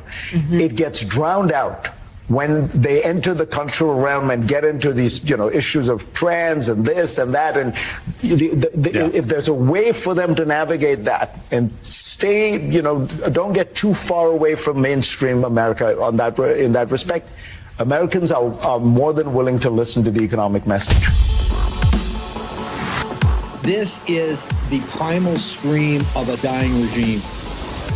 Pray for our enemies, because we're going medieval on these people. You're just not got a free shot on all these networks lying about the people. The people have had a belly full of it. I know you don't like hearing that. I know you try to do everything in the world to stop that, but you're not going to stop it. It's going to happen. And where do people like that go to share the big lie? MAGA media. I wish in my soul, I wish that any of these people had a conscience. Ask yourself, what is my task and what is my purpose? If that answer is to save my country, this country will be saved. War Room. Here's your host, Stephen K. Bannon. It's Wednesday, 5 November in the year of our Lord, 2025. A year ago at this time, we were all, on pins and needles. We had high confidence that if we executed, we would win the greatest comeback in American political history. And that happened. A sweeping victory that we found out about, 10 or 11 o'clock at night. We keep this photo right here in the War Room. About the very moment, a photo taken at the Willard Hotel on that balcony we used to cover all the big events in Washington, D.C. The very moment of victory, 1 year ago. So today we have a different set of issues. Mondami, and that's why I wanted to play that, and Van Jones got it right. He understood. The mask came off last night. That's not a TikTok video. He's not skipping down the aisle with his little basket. Government-run stores or free buses or patting everybody on the head and doing his little dance moves. You saw it last night in all its glory, up in your grill, and particularly up in the president's grill. So what's the response going to be? Last night is a lesson that the old Republican Party, the husk of the Republican Party, is a stiff. It's a loser. You saw that in the Commonwealth of Virginia. You have never-Trumpers. You have Youngkin. You have the gubernatorial candidate, disaster never-Trumper, somebody that he weaponized to attack Trump years ago, and part of that whole DeSantis move away from Trump. It's now time to double and triple down. We're going to get into that. I want to thank Sheila Matthews for Able Child, one of the actually smart strategists. She reminded me of one of my favorite quotes from Sun Tzu in The Art of War. If you know the enemy and know yourself, you need not fear the results of 100 battles. If you know neither the enemy nor yourself, you will succumb in every battle. So it's gut check time. You're the tip of the Spirit. Do you know thyself? Does God's will channel through you, run through you? Are we going to roll over now? Oh my gosh, they won New Jersey, they won Virginia, they won New York City, they blew us out in California. It's gut check time in the War Room. 1 year anniversary of the greatest political comeback in American history. Still America's Voice family. Are you on Getter yet? No? What are you waiting for? It's free. It's uncensored, and it's where all the biggest voices in conservative media are speaking out. Download the Getter app right now. It's totally free. It's where I put up exclusively all of my content 24 hours a day. You want to know what Steve Bannon's thinking? Go to Getter. That's right. You can follow all of your favorites. Steve Bannon, Charlie Kirk, Jack Posobiec, And so many more. Download the Getter app now. Sign up for free and be part of the movement. So I'll get in a second an article up on Politico right now, but an interview I did with him last night around midnight on Donnie, right, and about how this got to be confronted. You can't will from it. You can't look the other way. What is the history of this movement tells us what? That we're anti-fragile, we're resilient. If you take a punch and then you give a punch back, no retreat, no giving up 1 foot that you've taken, fix bayonets and go forward. Double down and triple down. The lesson last night is where the Republican donor class, Jack Citrelli and his consultants didn't want Trump's engagement up there. Trump drew 100,000 people, 100,000 people on a windy day in 2024 to the Jersey Shore for a rally. You fully engage Donald Trump up there, you're gonna hold those counties. You're not gonna get wiped like you got. If you stiff-arm Trump and have a teletown hall the night before, that's not good enough. This is about low propensity voters. People that will come out for Trump in the MAGA message of economic populism. If you give them old, half-baked Republican ideas, which is what New Jersey was, is kind of a variation of Christie, right? Chris Christie with the same type of consultants, don't want Trump. And then in the Commonwealth of Virginia, Glenn Youngkin, bro, what are you spending time in Iowa? You just ended your political career last night. As a native Virginian, you destroyed the Republican Party for a generation. It's in the House of Delegates that are unfathomable that could have been that were lost last night to a supermajority in the House. And hey, guess what? This is going to have implications because they're rolling. Virginia's going to go 10-1 in House. They're going to be like New England, or they're going to be like Illinois, or they're going to be like California, the Commonwealth of Virginia. It is a disgrace that you push that lieutenant governor, that you weaponized against Trump in 21 and 22 when you wanted DeSantis. You weaponized her. And then you rigged it. There wasn't even a primary. She's going to be the candidate. And she was an unmitigated Trump-hating disaster. And her concession speech last night, which we did not play because she waited until, I don't know, an hour after Spanberger stood up and took credit for the blowout. Her thing was all about her journey. I don't give a damn about your journey. I care about this country. I care about the Commonwealth of Virginia. I care about the MAGA movement. I care about Western civilization. I don't give a damn about your personal journey. It's boring. You're boring me like you bored the voters. Chip Roy, the good news last night, Lee Wamsghan, monumental win.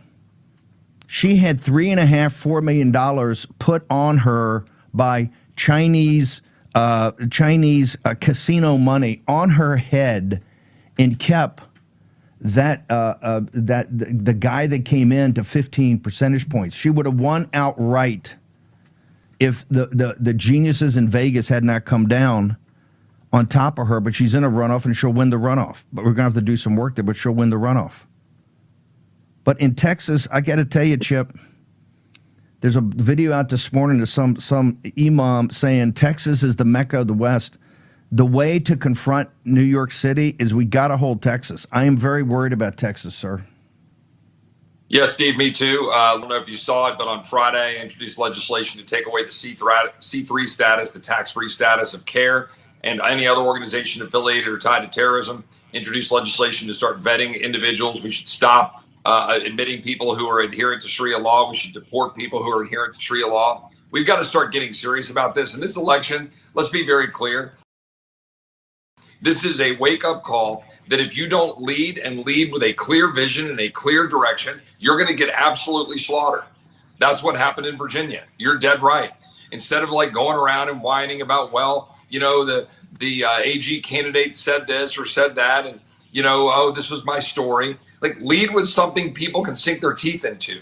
People are tired of not being able to afford housing. They're tired of not being able to afford groceries. The president is working on all of that. Secretary Besson is working on all of that, and it takes a couple of years to get his system fully firing. But we've got to have leadership that's going to say, we're going to take on the healthcare giants. We're going to go after the insurance companies. We're going to go after the big monopoly healthcare, hospital organizations. We're going to stand up and stop Sharia law. We're going to stop the radical Marxists who are trying to kill us. The vast network of people that are organized with Arabella, with Soros, with Gates, with the United Nations, with all of the international conglomerates that are funding these NGOs that are all being used to attack us, whether it's the Southern Poverty Law Center and Antifa, whether it's the 250 organizations that were shoving people into our country during Biden and Mayorkas, whether it's the district attorneys that are funded by the Soros regime and the Wren Collective, and all of these things are organized and coordinated. And Steve, you know it, and I know it, but Republicans are sitting around making nice and giving speeches on the steps of the Capitol instead of rip-roaring coming through behind the president to save this country. We've got to start being aggressive, and we've got to do something about it. I'm going to do it as a Texas Attorney General, but I've got a year left in Congress, and I'm going to keep introducing legislation to force Republicans to actually do the hard work of changing the direction of the country. And look, I think we got to be thinking through all of our options right now to make sure we do not waste the remaining 3 years and change of President Trump's administration. Well, it's 3.5 years. We're burning daylight on all these investigations. John Solomon's going to be with us at 11 to go through that. But the first order of battle, the midterms started last night. And this is why these redistricting fights, the one in Texas, we should have gotten 8 seats. We only got 5 because of Abbott and the establishment down there. They're terrified of the media, calling them out so they get weak. Right now, we're in a range war. Virginia's going to go 10-1. Maryland last night, Wes Moore wants to be vice president. He said he's going to form a commission.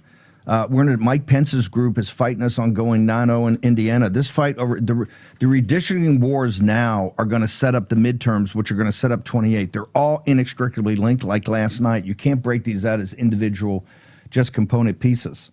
So what do we got to do on the redistricting? You're going to be Texas AG. Would you tell Abbott right now, as the Attorney General of Texas, you got 3 more seats there, bro, let's roll hard? Or are you prepared to just sit there with Abbott and Abbott saying, it's so hard, we could lose the court case, sir? Yeah, we need to lean into more seats, not just in Texas, but yes, in Texas, Attorney General, but also, Indiana, like you point out, other states that aren't being as aggressive. You saw California last night. They passed their referendum to basically take their ridiculous 9 Republicans out of how many seats they have, and they're going to reduce that to 4 or 5. I mean, they're playing hardball. There's not a single Republican seat in New England, not one, and yet we get 40% of the vote in New England. So they're playing hardball. They're at war with us, and we're not, recognizing the war and fighting in like spirit. And look, this is the thing about going back to Islam that we've got to recognize. You can't win a war that you don't recognize exists. So we should be passing legislation right now. Look, and fight the Senate, force the votes, but we should be limiting the flow of people into our country that hate our country. We should not be expanding it. We should be putting and codifying what President Trump is doing to protect us going forward. We should be doing the things we should on healthcare, not crying in a corner saying, oh, well, we'll do Obamacare light. We should be aggressive on that stuff. And again, it's the insurance companies and the big, monopolistic hospital corporations that are killing our healthcare system with crony capitalism. We don't have capitalism. We're running a campaign as Republicans of trying to do the Democrat light. President Trump wants to lead. He wants to go on offense. And Republicans on Capitol Hill are just kind of messing around going, well, bill done, and now we're kind of done, and let's limp through into the midterms. We can't do that. And look, in Texas, we've got to double down.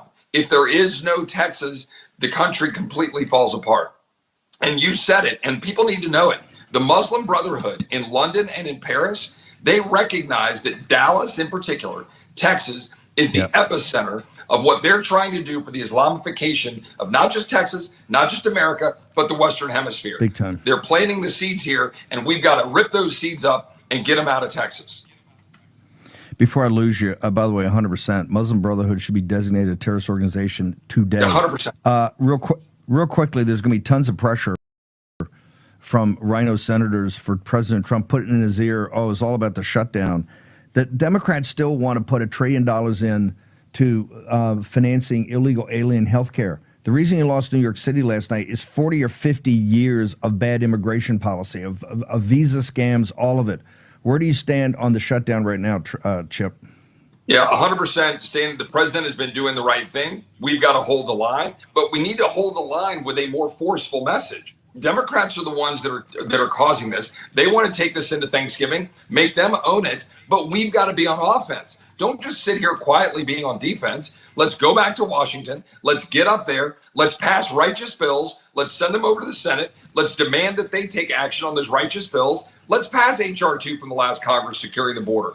Let's pass bills that limit Sharia law coming into our country. Let's pass the SAVE Act again and tell them that we shouldn't have just citizens voting in American elections. Let's pass legislation banning stock trading for members of Congress who are enriching themselves while they're, on committees and self-trading.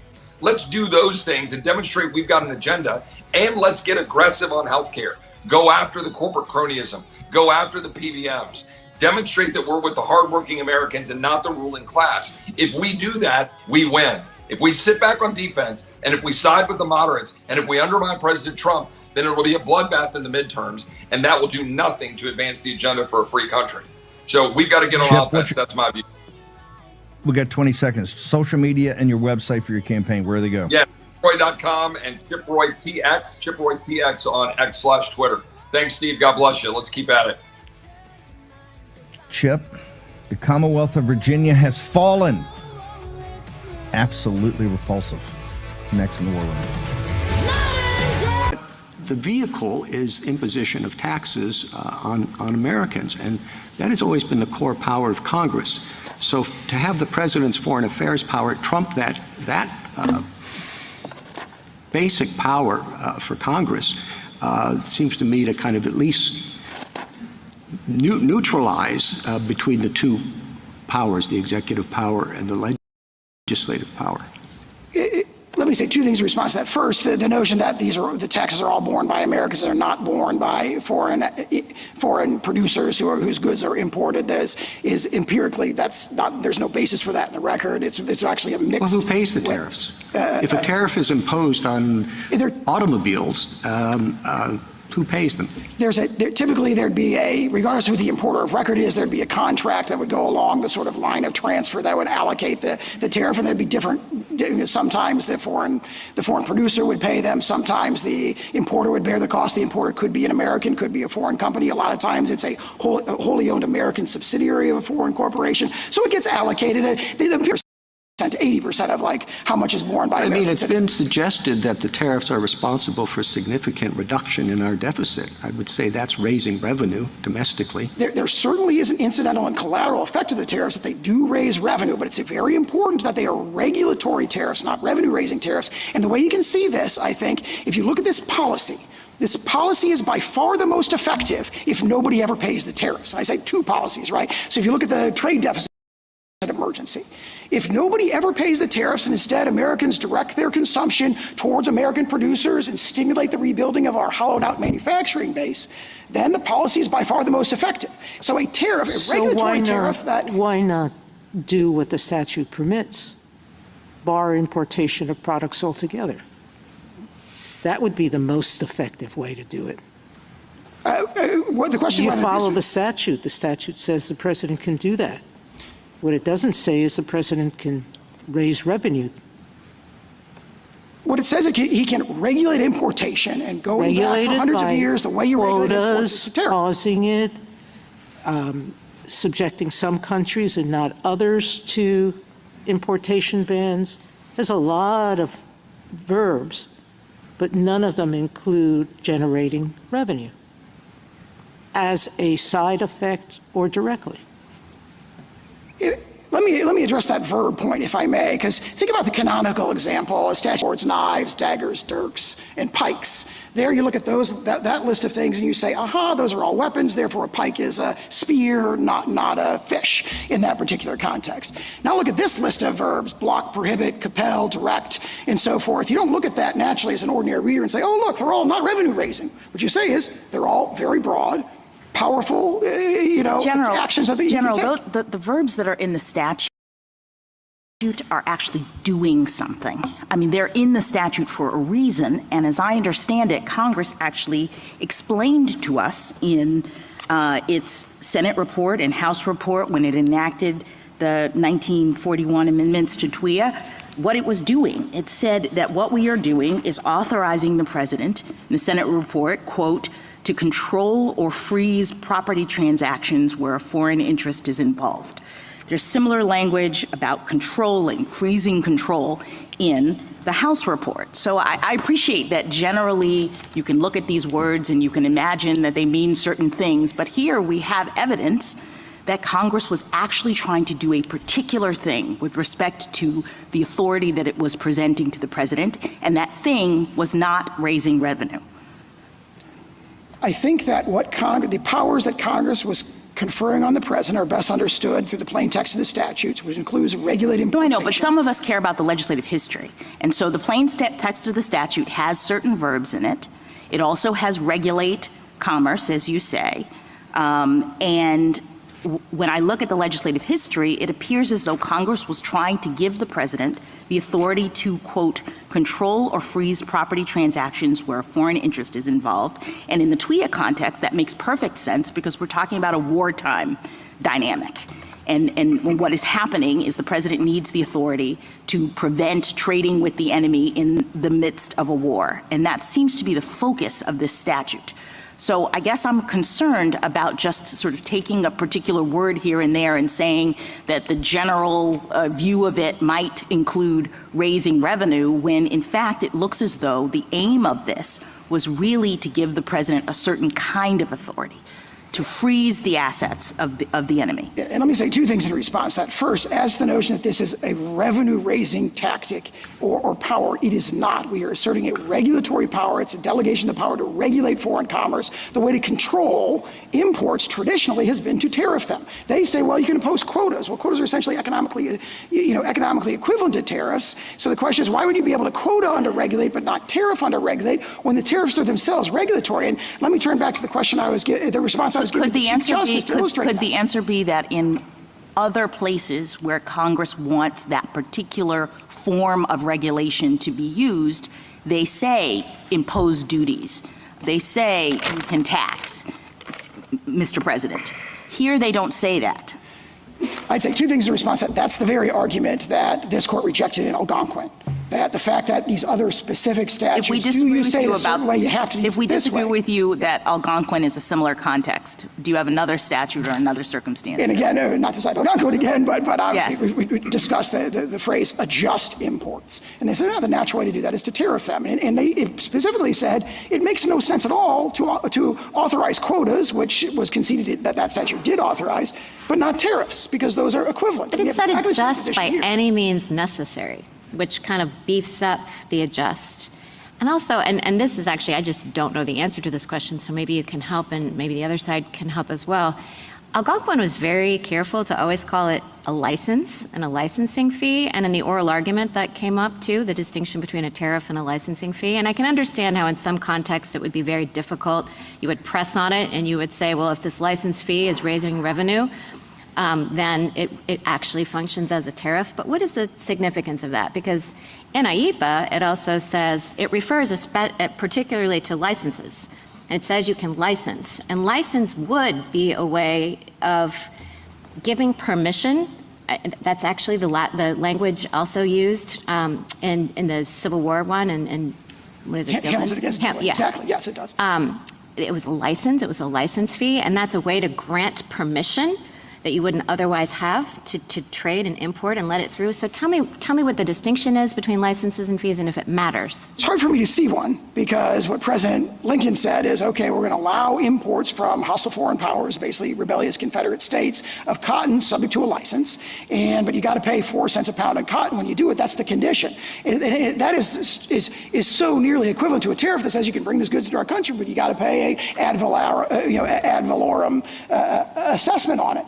And of course, they have in their briefs conceded that quotas apply, that licensing may apply. There is the language in the beginning of 1701 that talks about instruments, or other methods, instruments, licenses. But if that were true, why couldn't you just call this a license? And it's also true that in the cotton example, the court said the exaction itself was not properly a tax, but a bonus required as a condition precedent for engaging in the trade. So it seems like it was a little squirrely about how it was proceeding. And if there really is no distinction, why couldn't you just call it a license here? Very briefly, the other two cases, the Polk case and then the President McKinley case, talk about duties. So I see an equivalence there, Mr. Chief Justice. Thank you, counsel. Justice Thomas, anything further? The other side is going to make an argue on delegation, I believe. Would you anticipate that and give us your understanding of the delegation argument?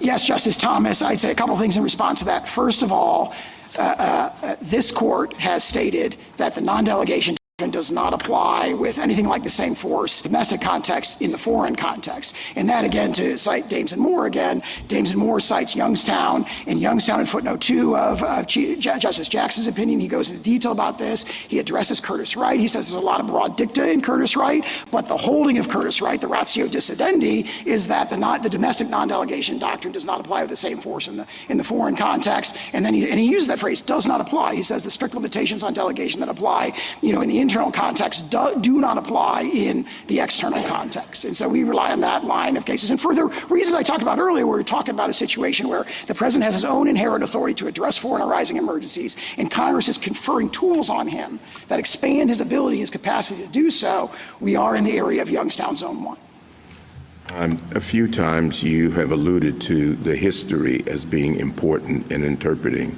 the statute, and also that this language comes from the Trading with the Enemies Act, and that has its own pedigree. Could you just sketch out this direct line that you were alluding to as a basis for interpreting the current emergency statute as you would like it interpreted? Yes, Justice Thomas, and turning back to the response I was giving to Justice Barrett earlier, there is, I think it's very well set out in Professor Baumsei's amicus brief, there is this history of presidents using a tariffing power or a tariff equivalent power, very, very close to tariffing power, in wartime to tariff trading with enemies. And that is when the Trading with the Enemy Act was enacted in 1917, it was deliberately evoking that. And when it brings in the power to regulate importation, it's essentially codifying for an inherent power the president's already recognized to have. And then in 1933, when that power is expanded to an area where he wouldn't inherently have it, the peacetime context, that codification, the meaning of that remains the same. The regulate importation language that's brought in from TWIA and then ultimately to IEPA in 1977 is carrying with it that connotation, and that's reinforced by all the cases we've cited in our brief where there's been extremely broad delegations of the power to tariff specifically and the power to regulate foreign commerce more generally, going back to the time of the founding, which ties to your question about non-delegation. Justice Alito? The court of the CCPA said things in Yoshida that are helpful to your position, but it also said some other things. It said that future surcharges, quote, must of course comply with Section 122 of the Trade Act of 1974. And it said that the Trading with the Enemy Act did not authorize the president to, quote, fix rates of duty at will without regard to statutory rates prescribed by Congress. So do you think that Congress, to the extent Congress had that decision in mind and relied on it, do you think it also relied on those statements in the opinion?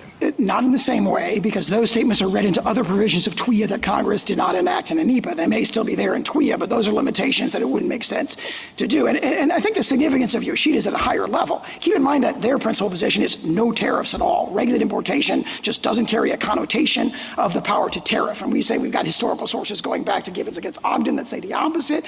But more fundamentally, everyone knew that at the time IEPA was enacted that regulated importation had just very visibly and very prominently been upheld to include a sweeping global tariff. Thank you. Mr. Sotomayor? I'd like to go back to Justice Barrett's question on the word license as used in IEPA. It's not used as a verb. It's used as a noun. By the president may, under such regulations as he may prescribe, by means of instructions, licenses, or otherwise, then do what the verbs permit him to do. By license, he can nullify, void, prevent, or prohibit any acquisition, etc. So license is not being used as a verb that through licensing he can raise revenue. He can only use licenses to accomplish the verbs. So I don't understand how we can treat licensing as equivalent to revenue raising. As used in IEPA, the license is only to accomplish what B permits. In Hamilton against Dillon, licenses, once you had the license, then you had to pay the fees, But that's the point I'm making, which is that the only use of license here is a noun. You can license to accomplish the powers that B gives the president. Let me be clear. We rely on the phrase regulate importation. We're not saying that. Exactly. You're not relying on licenses for that reason. No, I only cite that language, that introductory language about, instruments, licenses, or otherwise, can't rely on as revenue. another layer of breadth in this particular Counsel, would you listen to my question? You're not relying on license for the reason I just said, because it is a noun, not the verb. You're relying on regulate, correct? Yes, we're relying on regulate importation. And despite the fact that no other president in the history of IEPA has ever used tariffs as a power under IEPA. Well, President Nixon did so under a predecessor, and we have all the limitations of that. All right. Number two, whenever Congress intends to permit taxing and regulate, it uses the word tax and regulate in every other statute, correct? I don't concede that. I mean, two very visible examples, again, are TWIA and Section 122. We're back to the question here. Okay. Thank you, Counsel. Justice Sotomayor? No, she's Justice Sotomayor. Yeah. She just finished. Justice Kagan. General and they're friends? I want to take you back to Justice Thomas's question about non-delegation. And if I understood your answer correctly, it was really similar to the answer that you started off with when you talked with Justice Thomas about the major questions doctrine, which is sort of everything's different because the president has independent constitutional powers in this area. And so that if one does not think that with respect to tariffs, if one thinks that a tariff is a taxing power, is a regulation of foreign commerce that is really delegated by the Constitution to Congress, that argument does not sound so well.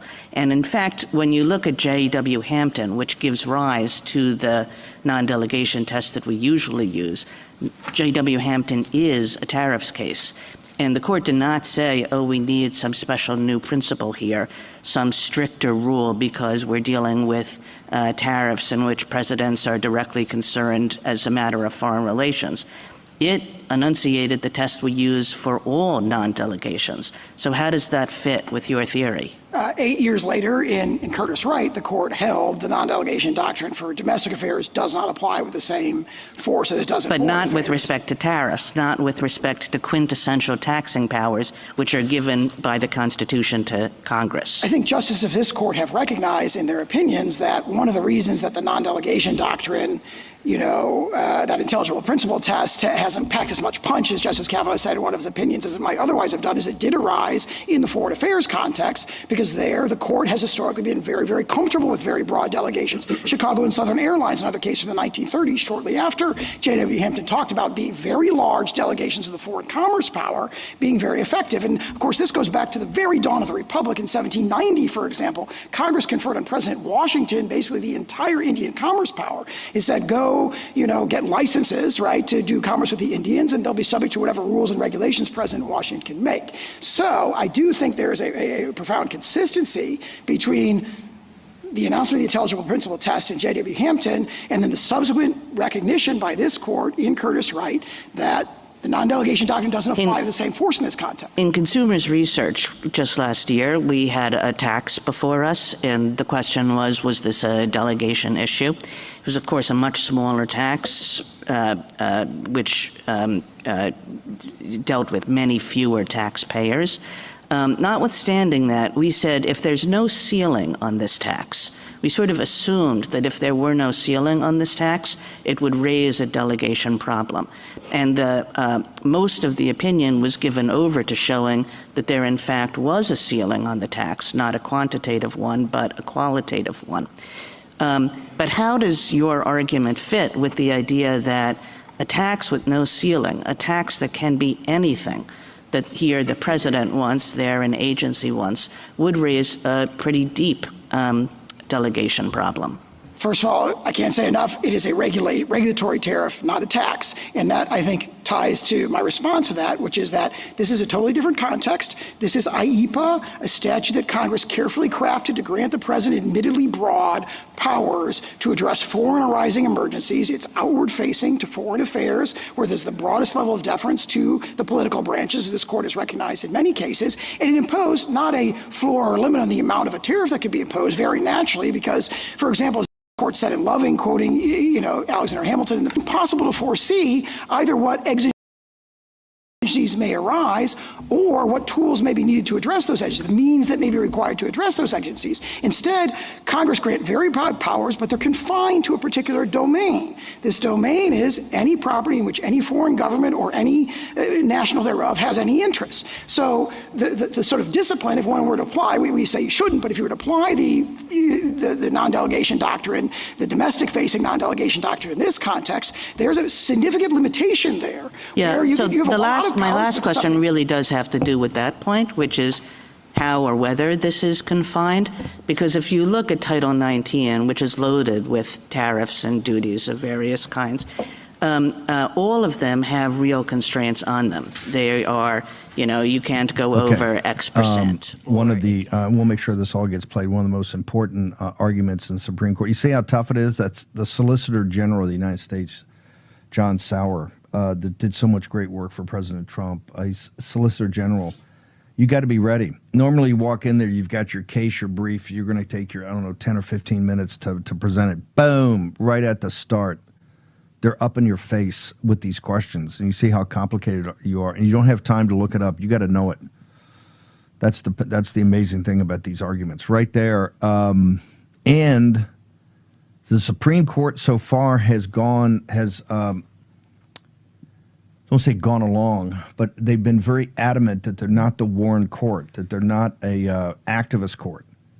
They have come back on these, remember, the Article 2 powers of the president, and quite frankly, the maximalist strategy of those Article 2 powers as chief executive officer, as commander-in-chief, and as chief magistrate and chief law enforcement officer. Here it's about essentially President Trump's trade and tariff policies and the underlying laws that he used to stitch that together. And right there, getting hammered, as he should. This is a very, very important argument.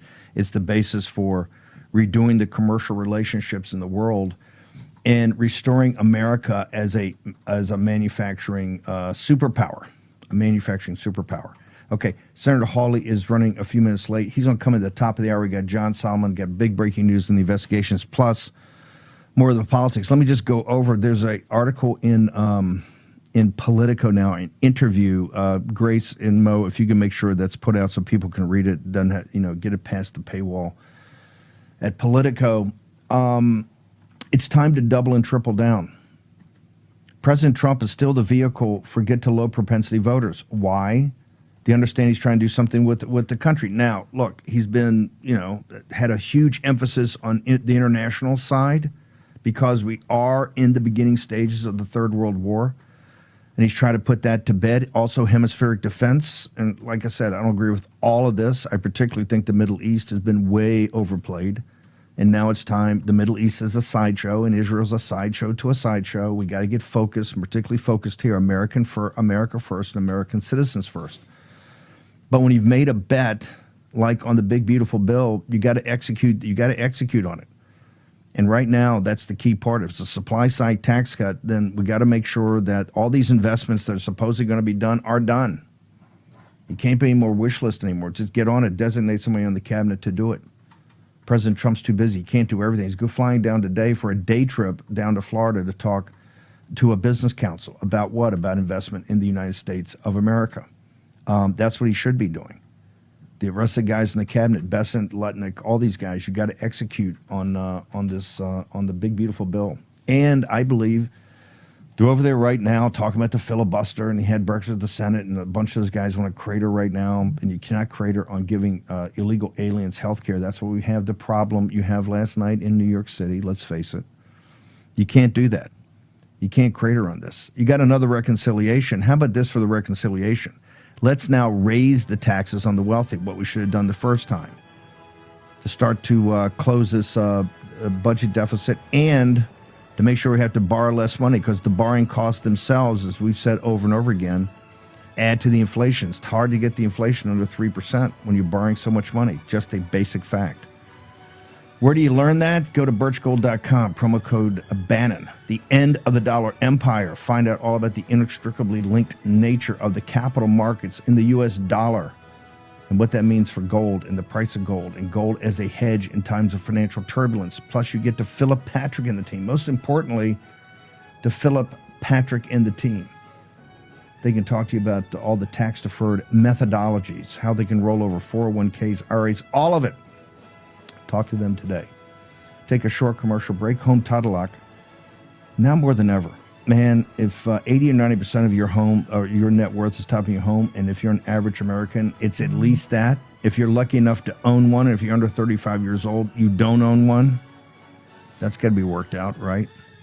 Don't let that dream turn into the worst nightmare you ever had. Let somebody get into your title, take a second mortgage out on it. When you got a hard money lender, you got to pay it back. Your life changes. HomeTitleLock.com, promo code Steve.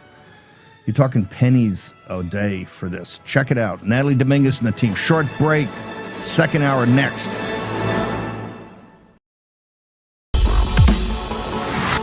This is the primal scream of a dying regime. Pray for our enemies, because we're going medieval on these people. Houston's not got a free shot on all these networks lying about the people. The people have had a belly full of it. I know you don't like hearing that. I know you try to do everything in the world to stop that, but you're not going to stop it. It's going to happen. And where do people like that go to share the big lie? MAGA media. I wish in my soul, I wish that any of these people had a conscience. Ask yourself, what is my task and what is my purpose? If that answer is to save my country, this country will be saved. War Room. Here's your host, Stephen K. Bannon.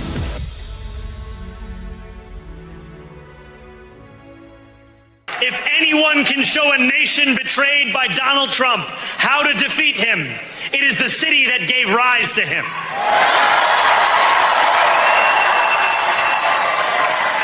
And if there is any way to terrify a despot, it is by dismantling the very conditions that allowed him to accumulate power.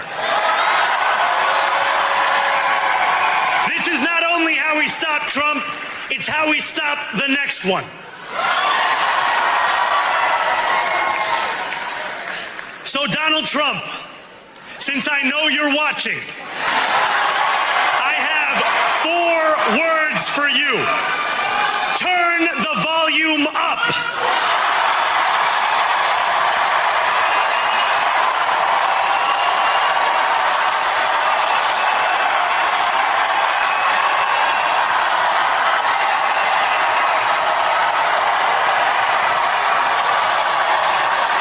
I think he missed an opportunity. I think the Mamdani that we saw on the campaign trail, who was a lot more calm, who was a lot warmer, who was a lot more embracing, was not present in that speech. And I think that Mamdani is the one you need to hear from tonight. There are a lot of people trying to figure out, can I get on this train with him or not? Is he going to include me? Is he going to be more of a class warrior even in office? I think he missed a chance tonight to open up and bring more people into the tent. I think his tone was sharp. I think he was using the microphone in a way that he was almost yelling. And that's not the Mamdani that we've seen on TikTok and the great interviews and stuff like that. So I felt like there's a little bit of a character switch here where the warm, open, embracing guy that's close to working people was not on stage tonight, and there was some other voice on stage. That said, he's very young, and he just pulled off something that's very, very difficult. And I wouldn't write him off, but I think he missed an opportunity to open himself up tonight, and I think that will probably cost him going. The great unmasking. All those TikTok videos and all those times he's smiling. He's a nice guy. He's so friendly. You know, he's going to fight anti-Semitism. He's going to do this. He's going to do that. You saw the real thing last night. I don't know.